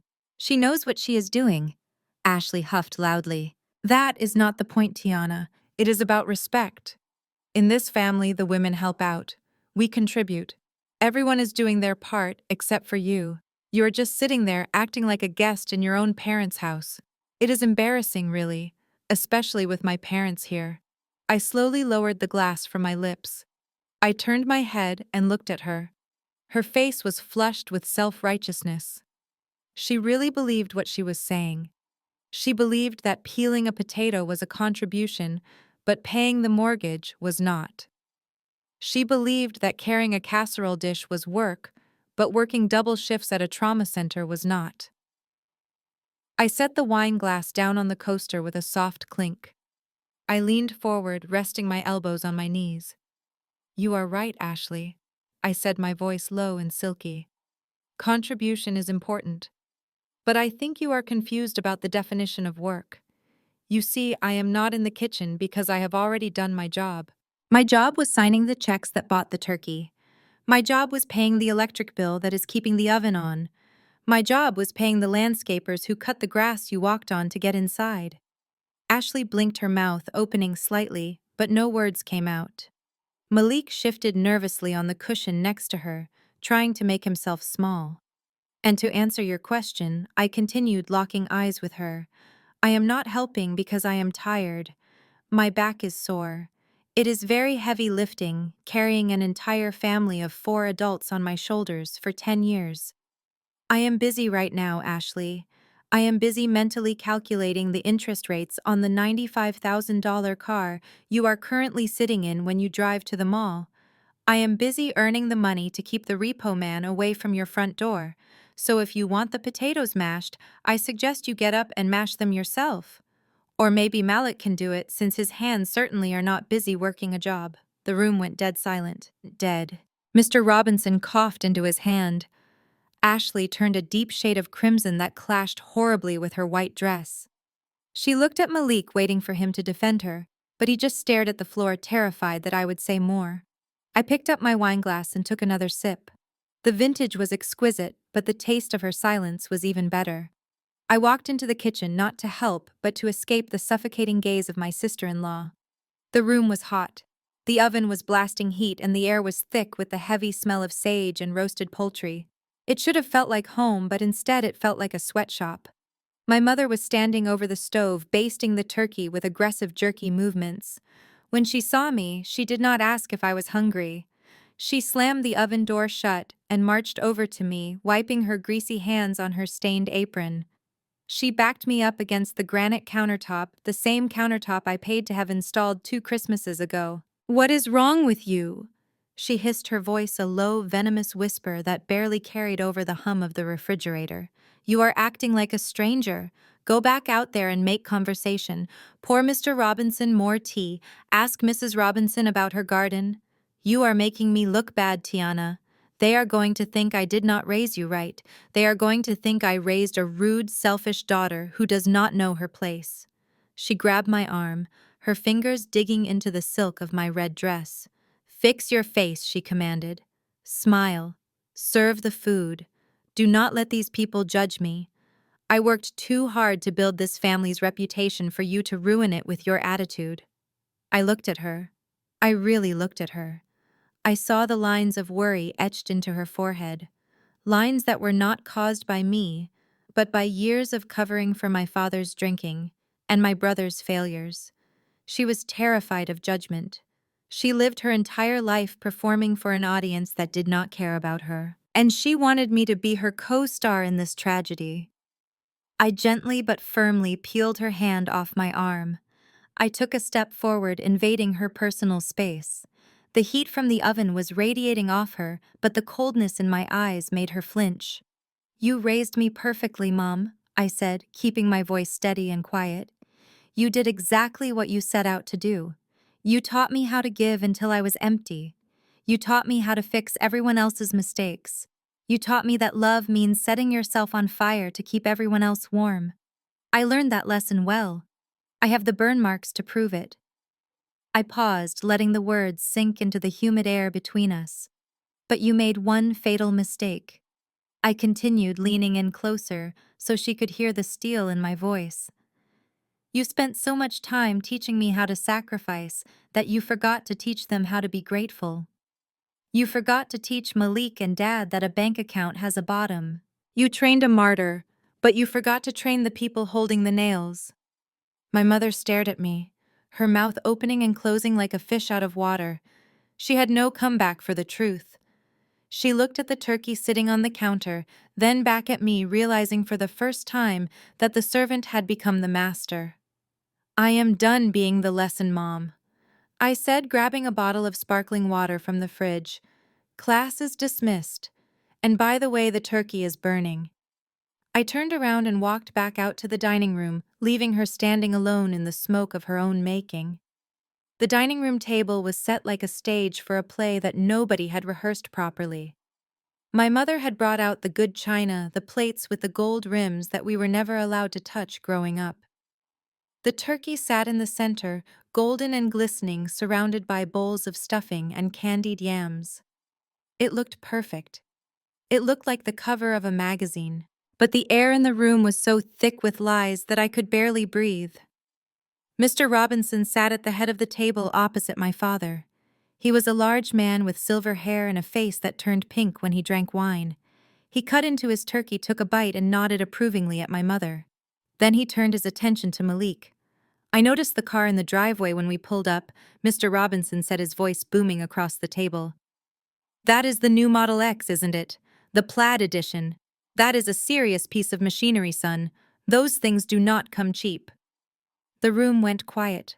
I took a slow sip of my wine, watching Malik over the rim of the crystal glass. Malik straightened his spine, puffing out his chest. He wiped the corner of his mouth with a linen napkin and put on his best performance. Yes, sir, Malik said, his voice smooth and confident. It is the Plaid. 0 to 60 in under 2 seconds.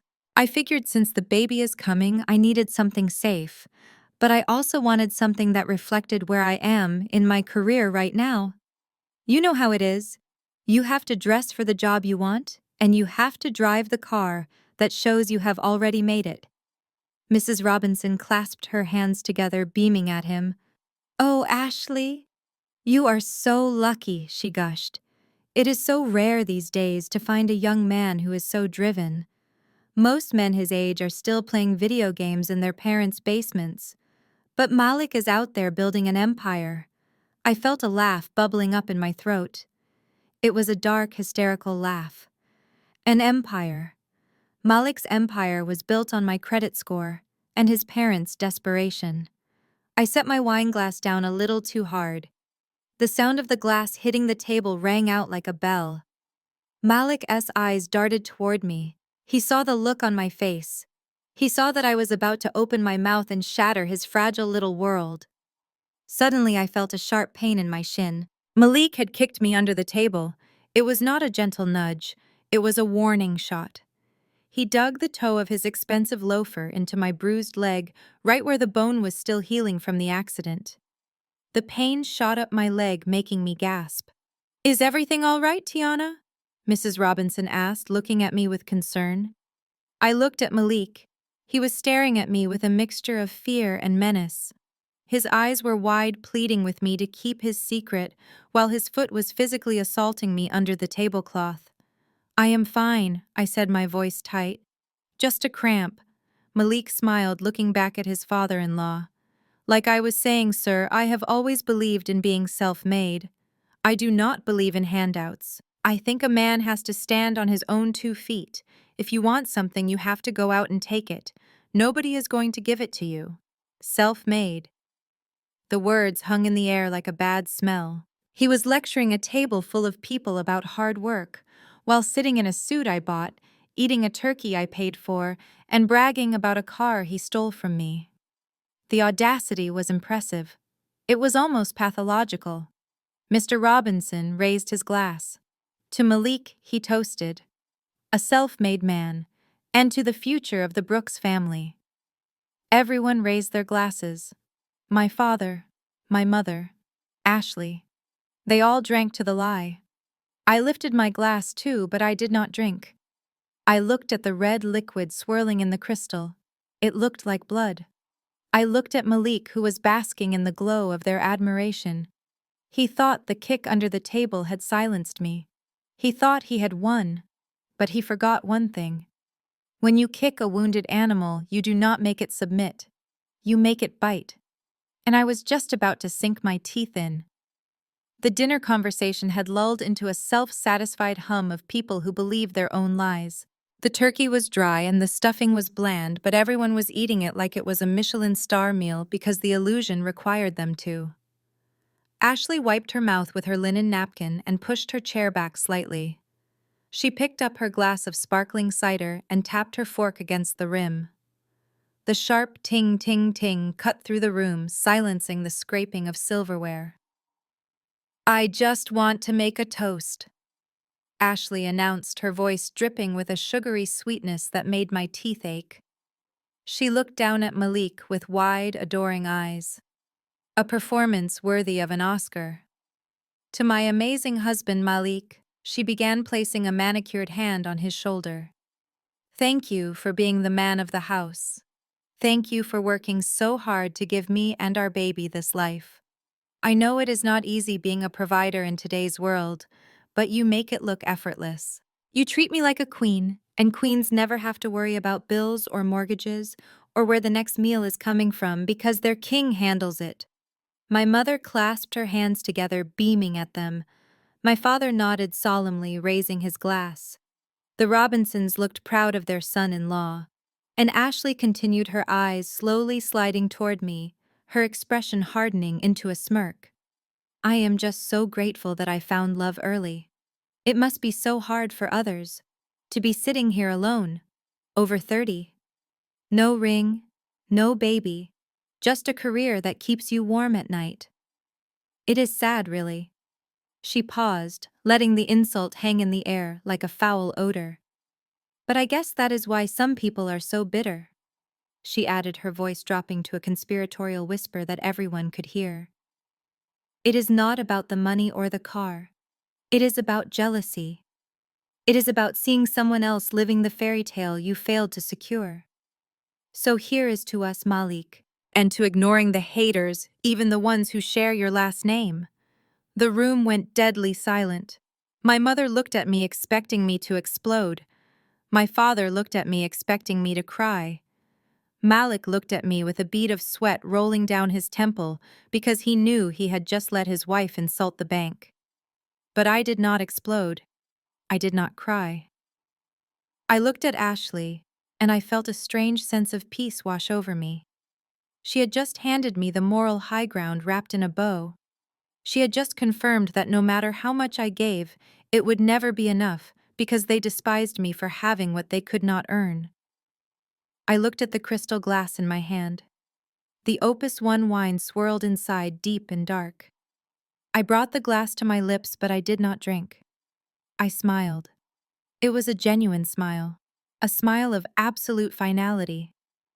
I slowly lowered the glass to the table. I did not place it gently. I let it drop the last half-inch. Clack! The sound of the heavy crystal hitting the wood was dry and hollow. It sounded like a gavel striking a bench. It sounded like a prison cell door slamming shut. I looked around the table, meeting every pair of eyes. I looked at the parents who used me. I looked at the brother who betrayed me. I looked at the sister-in-law who mocked me. That was a beautiful toast, Ashley. I said, my voice steady and calm. You are right. Queens should not worry about bills. But you forgot one thing. Even a queen can get evicted when the castle belongs to someone else. And the king? Well, the king is about to find out that his crown is made of tinfoil. I reached into my purse, which was sitting on the floor next to me. I did not pull out a tissue. I pulled out my phone. It was time to play the video. It was time to show the Robinsons exactly what kind of king their daughter had married. The dinner was over. The execution was about to begin. The silence that followed my comment about the tinfoil crown was heavy enough to crush bones. My father looked ready to explode, and Ashley looked like she was trying to calculate if she could throw her cider in my face without ruining her makeup. But I was not done. I was a conductor, and this symphony of destruction had movements. I needed to bring the tempo down one last time before the crescendo. I reached down into my large leather tote bag that was sitting on the floor. The sound of me rummaging through the bag drew every eye in the room. They were wary. They looked like animals sensing a predator, but they were also confused. I pulled my hand out and placed a small rectangular box on the center of the table. It was a beautiful box. It was matte black, made of thick, expensive cardstock, and tied with a wide blood-red satin ribbon that matched my dress perfectly. It looked like the kind of box that held a diamond necklace, or perhaps the keys to a vacation home. It sat there on the white tablecloth, stark and ominous, a black hole in the middle of their white party. I know we have had our differences, I said, my voice suddenly soft and conciliatory. I know I have been distant since the accident. And maybe Ashley is right. Maybe I have been a little jealous. It is hard to watch everyone else move forward while I feel stuck. I saw the tension leave my mother's shoulders. She let out a breath she had been holding for 20 minutes. She thought she had won. She thought her guilt trips and her pressure had finally cracked me. She thought the obedient check-writing Tiana was back. Ashley's eyes locked onto the box. The greed was instantaneous. It washed over her face, erasing the sneer she had worn just seconds ago. She leaned forward, her hands resting on the table, her fingers twitching slightly. "Oh, Tiana," she said, her voice pitching up into that fake shrill sweetness again. "You didn't have to do that. We are family. We forgive you." She looked at the box, wondering what was inside. Was it jewelry? Was it the deed to the lake cabin she had been hinting at for months? Was it a savings bond for the baby? "It is just a little something for the nephew I will never get to meet," I said, sliding the box across the table. It glided over the linen, past the gravy boat, past the centerpiece, and stopped directly in front of Malik. Malik looked at the box, then at me. He was suspicious. He knew me better than the rest of them. He saw the cold, flat look in my eyes, but the pressure of the room was too great. His in-laws were watching. His wife was watching. He had to play the part of the gracious brother. "Go on," I urged, nodding at the ribbon. "Open it. I think you will find it very illuminating. It is a gift that represents exactly what you have earned." Mr. Robinson chuckled, rubbing his hands together. "Well, look at that. A peace offering. That is what I like to see. Open it up, son. Let us see what your sister got for the little guy." Malik reached out his hand. His fingers brushed the red ribbon. The room was silent again, but this time it was the silence of anticipation. They were all leaning in, waiting for the sparkle of gold or the crinkle of cash. They were so blinded by their own avarice that they did not notice that the black box looked less like a present and more like a coffin. I took a sip of my wine and waited for the explosion. "Go ahead, Malik. Open it," I said, my voice steady, despite the adrenaline coursing through my veins. The room was filled with our friends and family, all watching with bated breath. Ashley stood right next to him, her hand resting possessively on his arm, a smug little smile playing on her lips. They thought this was the moment they finally won. They thought I was handing over the last of my dignity, wrapped in a pastel box with a satin ribbon. Malik tore at the wrapping paper, his eyes gleaming with greed. He was expecting designer baby clothes, or maybe the keys to the car he had been demanding for months. But as the lid came off, his smile faltered. The air in the room seemed to drop 10 degrees. Confusion washed over his face as he stared into the box. He reached in and pulled out not soft cotton, but a thick, heavy stack of documents. "What is this?" he stammered, looking at me with wide, innocent eyes that had fooled me for far too long. I stepped forward and snatched the papers from his trembling hands. "Let me help you," I announced, my voice ringing clear across the silent room. I began to read, and I made sure every single person could hear me. "Exhibit A," I declared, holding up the glossy, high-resolution photographs for everyone to see. "These were taken last Tuesday at the Golden Touch massage parlor. You remember Tuesday, do you not, Malik? You told me you were working late to secure a future for our family. Looks like the only thing you were securing was a cheap thrill." I watched Ashley's face drain of all color. She looked like a ghost. She tried to grab the photos, her hands shaking violently, but I stepped out of her reach. "I am not done," I said, cold as ice. "Exhibit B." I flipped the page to the bank statements highlighted in neon yellow. "Here we see a transfer of $50,000 from our joint savings account. The money meant for our future, transferred directly into an account under the name Ashley Miller. You thought I would not notice. You thought I was too stupid or too busy crying over a broken marriage to check the books. But I saw everything." Malik looked like he was about to be sick. He opened his mouth to lie, to spin some story about a loan or an investment, but I cut him off with the final piece of paper. "And this," I said, slapping the heavy document onto his chest, "is for you. It is not a gift card. It is a federal summons for bank fraud. Because forging my signature to take out a second mortgage on my house is not just a betrayal, Malik, it is a felony." The silence in the room was deafening. The guests who had been celebrating moments ago were now staring at Malik and Ashley with pure disgust.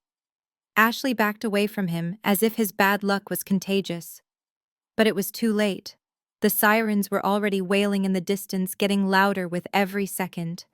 I looked at the man I once loved and the woman who destroyed my home, and I felt nothing but sweet relief.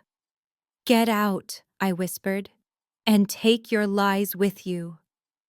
The scream that tore from Ashley's throat was primal, a sound so full of rage and disbelief that it made every guest in the room jump in their seats. She stared at the photographs scattered on the floor, the undeniable proof of their betrayal staring back at her in high definition. Her face twisted into a mask of pure fury. Before anyone could react, her hand shot out and grabbed a full glass of red wine from the table.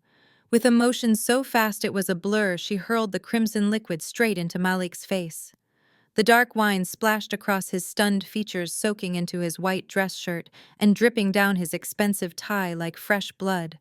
He gasped, blinded for a moment, sputtering as the alcohol stung his eyes. "You lying traitor!" Ashley shrieked, her voice cracking under the strain. "You told me that money was ours. You told me she didn't know anything." She lunged at him, her fingernails aiming for his face, but my father stepped in, pulling her back as she kicked and screamed like a toddler having a tantrum. The elegant dinner party had dissolved into absolute pandemonium. My mother, Lucille, stood frozen near the head of the table.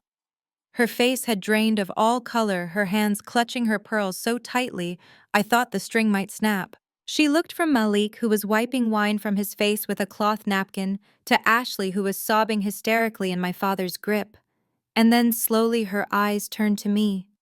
But instead of an apology, instead of sympathy for her daughter who had been cheated on and robbed, I saw the familiar flash of accusation in her eyes.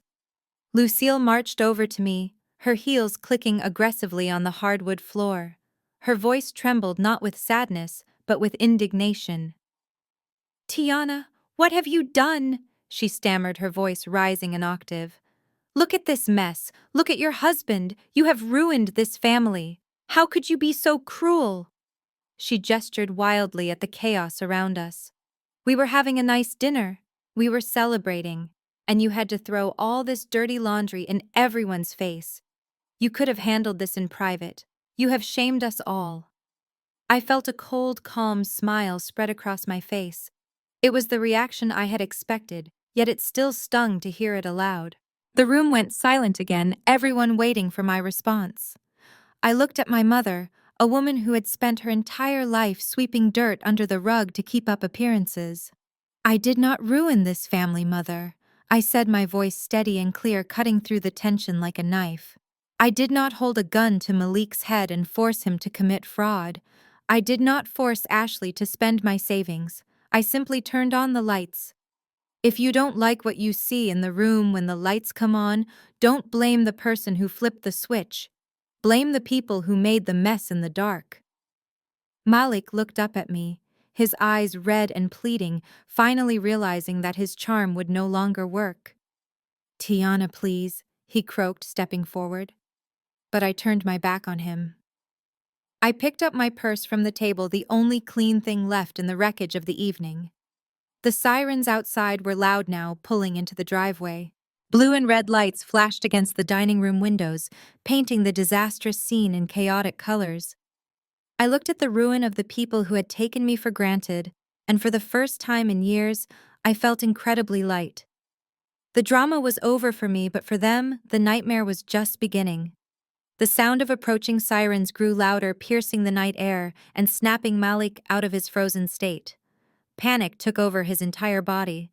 He did not look at Ashley, who was still sobbing on the floor, nor did he look at his mother, who was clutching her chest in shock. He simply turned and bolted. He shoved past a waiter, knocking a tray of glasses to the ground with a crash, and sprinted out the front door into the cool night air. I did not run after him. I did not scream.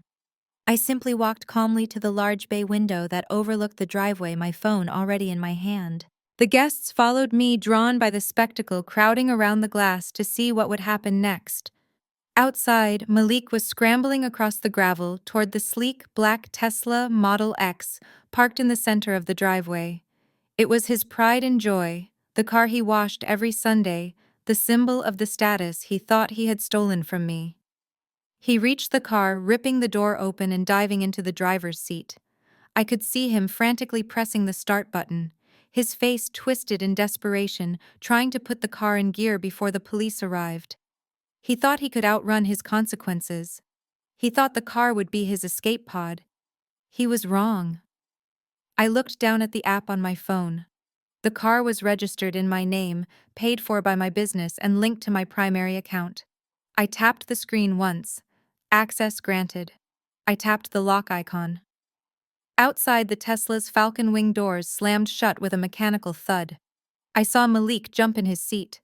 He pulled on the handle, but the door would not budge. He pounded on the window, shouting something that was muffled by the thick glass. He was trapped. I smiled and tapped the next icon on my screen. Media control.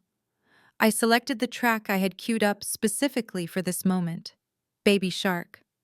I slid the volume bar all the way to 100%. Even from inside the house, we could hear the bass thump. The speakers inside the Tesla, designed for high-fidelity surround sound, blasted the children's song with earth-shaking force. Malik covered his ears, his face contorted in pain and confusion. But I was not finished. I activated the celebration mode. The headlights and taillights began to flash in a chaotic, blinding rhythm. The interior ambient lighting pulsed red, blue, and green, turning the luxury vehicle into a strobe-lit prison.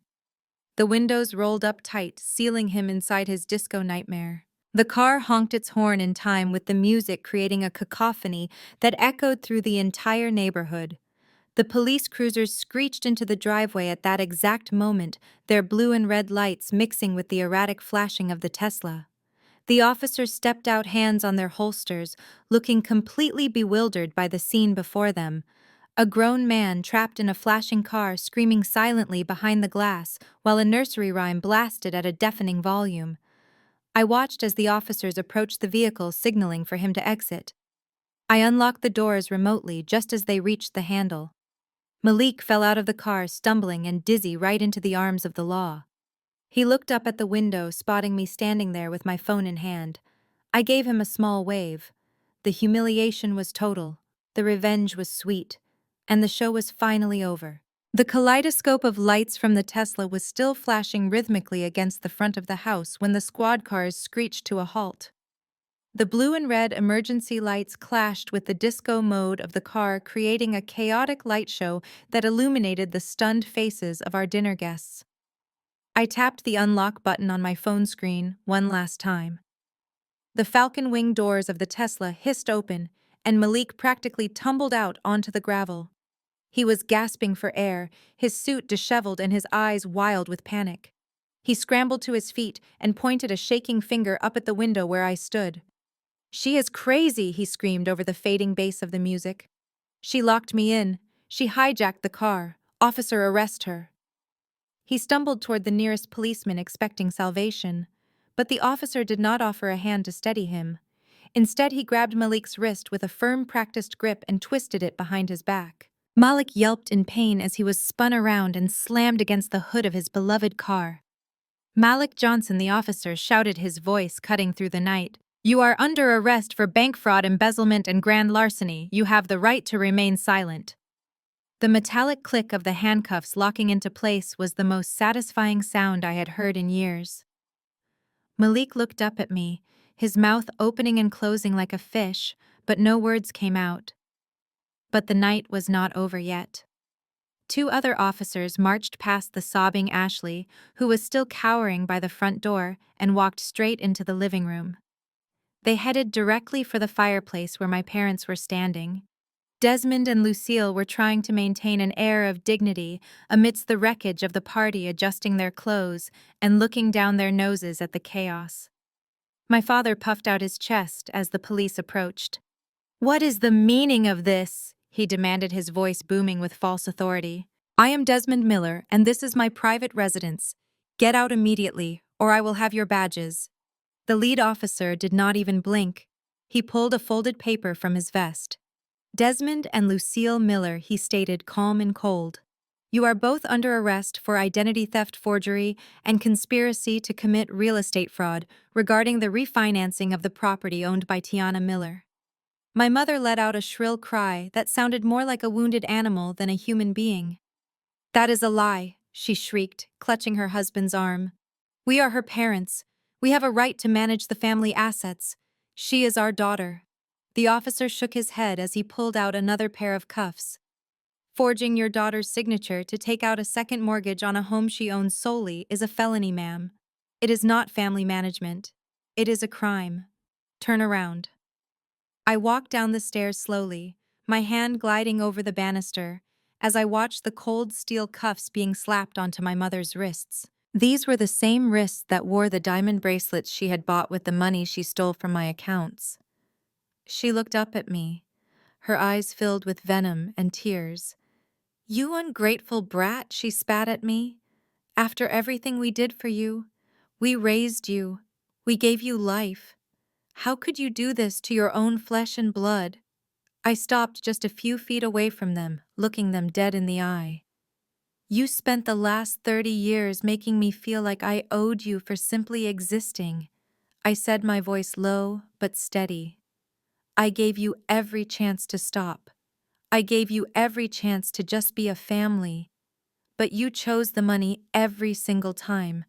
So now you can deal with the consequences. Take them away." The officers guided them out the front door, their protests fading into the cool night air. The flashing lights painted the walls one last time before the cruisers pulled away, leaving me standing in the center of the silent room. I took a deep breath. Finally, the house was empty of the people who had haunted it. Finally, I was free. The silence that followed the departure of the police cars was heavy and suffocating. The flashing red and blue lights had faded into the distance, leaving the living room bathed in the stark, unforgiving light of the crystal chandelier. The guests had awkwardly shuffled out moments before whispering apologies that I did not care to hear. Now it was just me and Ashley standing in the ruins of what was supposed to be a celebratory dinner. Ashley looked small. The arrogance that she had worn like a second skin all evening had completely evaporated.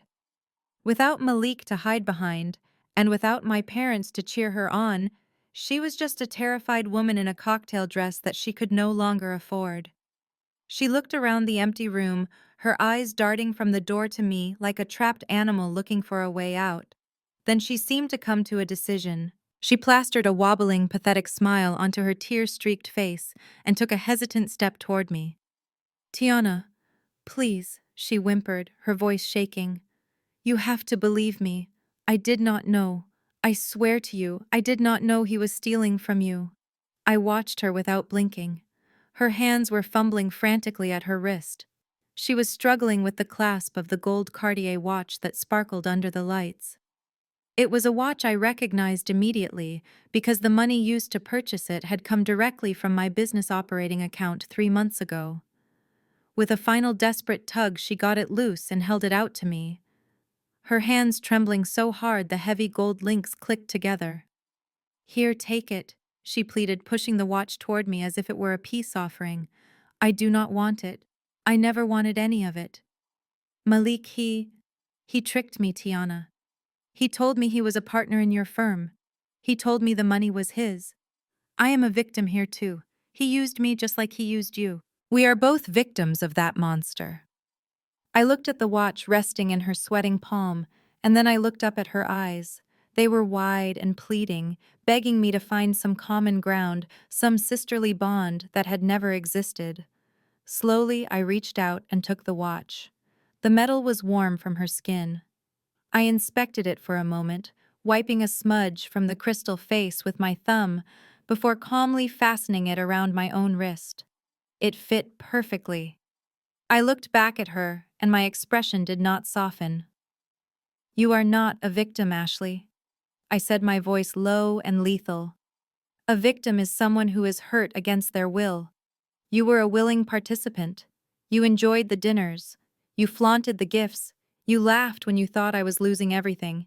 You did not ask questions because you did not care where the money came from as long as it kept coming." Ashley flinched as if I had slapped her. "But," she stammered. "Save it," I cut her off. "You are not a victim, you are an accomplice.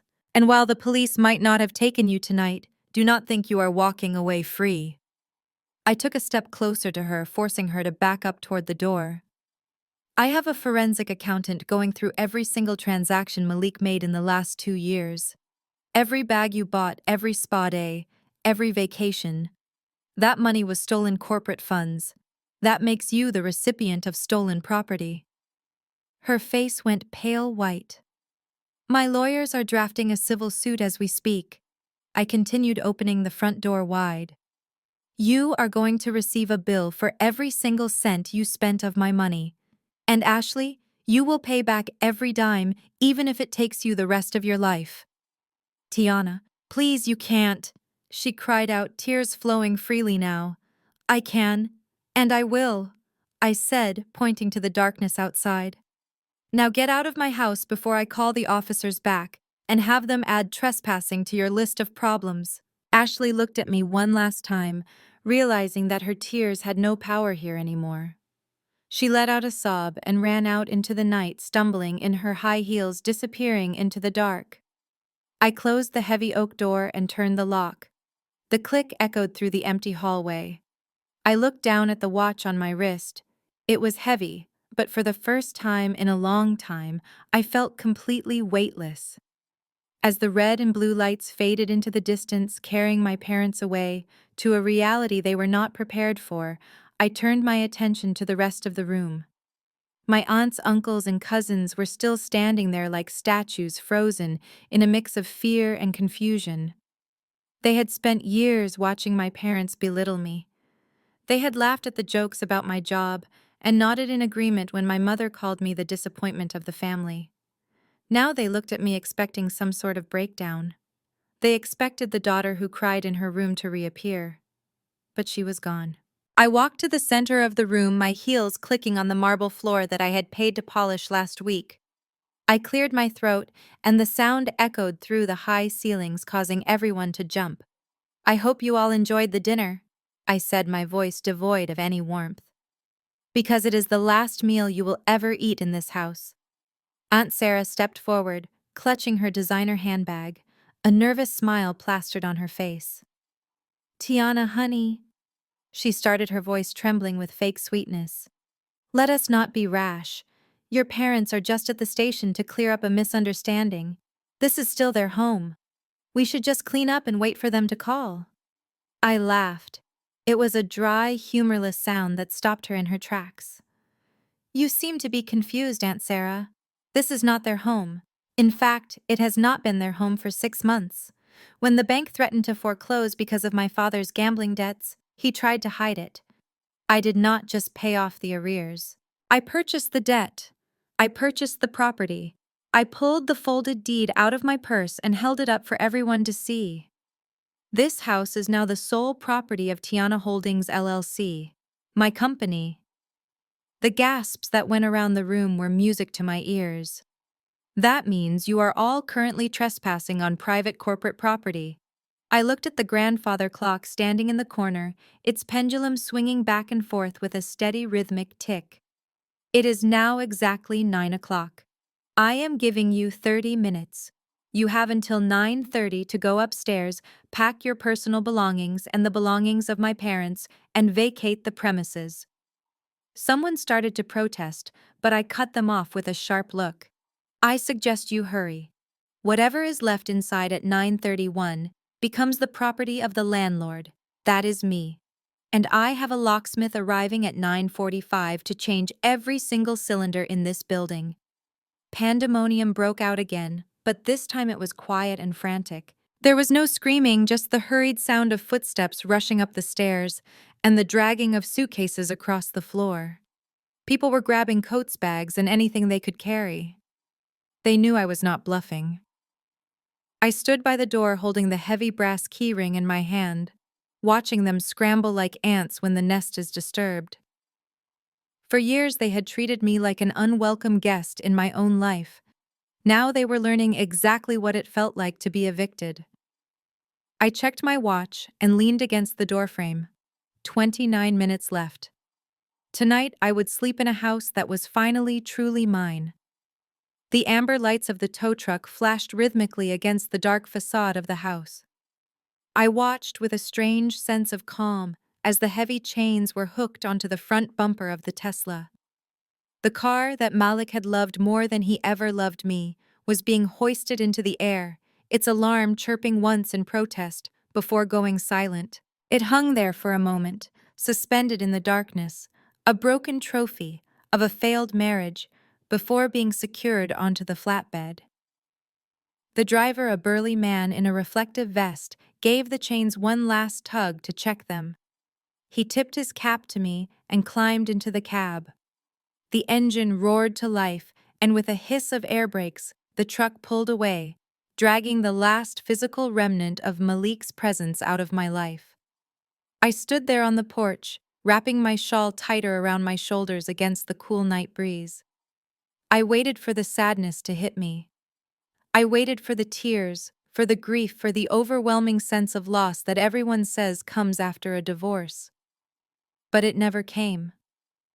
Instead, I felt my lungs expand, filling with air that tasted sweeter and cleaner than it had in years. It was as if a 1,000-pound weight had been lifted from my chest, allowing me to breathe for the first time. The house behind me was empty, quiet, and finally safe. The parasites were gone. I walked down the steps, my heels clicking softly on the pavement. Parked just a few feet away from where the Tesla had been was my rental car. It was a sleek, midnight blue sedan, understated but powerful, just like the woman I was becoming. I opened the door and slid into the leather seat, the smell of new car interior greeting me. I adjusted the rearview mirror and looked at my reflection. The woman staring back at me did not look like a victim. She did not look like a scapegoat or a doormat. She looked tired, yes, but her eyes were clear and fierce. I reached into my purse and pulled out my favorite tube of red lipstick. The shade was called Victory. I uncapped it and carefully applied the color, watching my lips transform. I pressed them together and smiled. It was a genuine smile, one that reached my eyes. I started the engine and the car purred to life. As I shifted into drive, I took one last look at the house in the rearview mirror. It was just a building now. The home was wherever I chose to be. I thought about everything my mother had said to me over the years. All the lectures about family loyalty, about sticking together no matter what. They used the old saying like a weapon to keep me in line. They say blood is thicker than water. They use it to guilt you, to bind you to people who only know how to hurt you. But as I pulled out onto the main road, leaving the darkness behind me, I realized the truth. Sometimes family is not about whose blood runs in your veins, but about who is willing to bleed for you. And sometimes to save your own life, you have to be willing to cut the vein and let the poison drain out. I drove into the night, ready for whatever the morning would bring, knowing that for the first time in my life, I was truly free. Tiana's journey teaches a powerful lesson about self-worth. You must never set yourself on fire just to keep others warm. For years, she believed that family required unconditional sacrifice, but she learned the hard way that toxic takers will drain you dry if you let them. The story proves that blood is thicker than water is often used as a weapon to manipulate the generous. True family is defined by loyalty and respect, not DNA. Ultimately, the bravest thing you can do is cut the tether, stop buying their love, and finally invest in your own peace. If you believe that your peace of mind is more important than keeping up appearances, hit that subscribe button and share this video to remind someone that it's never too late to take their power back.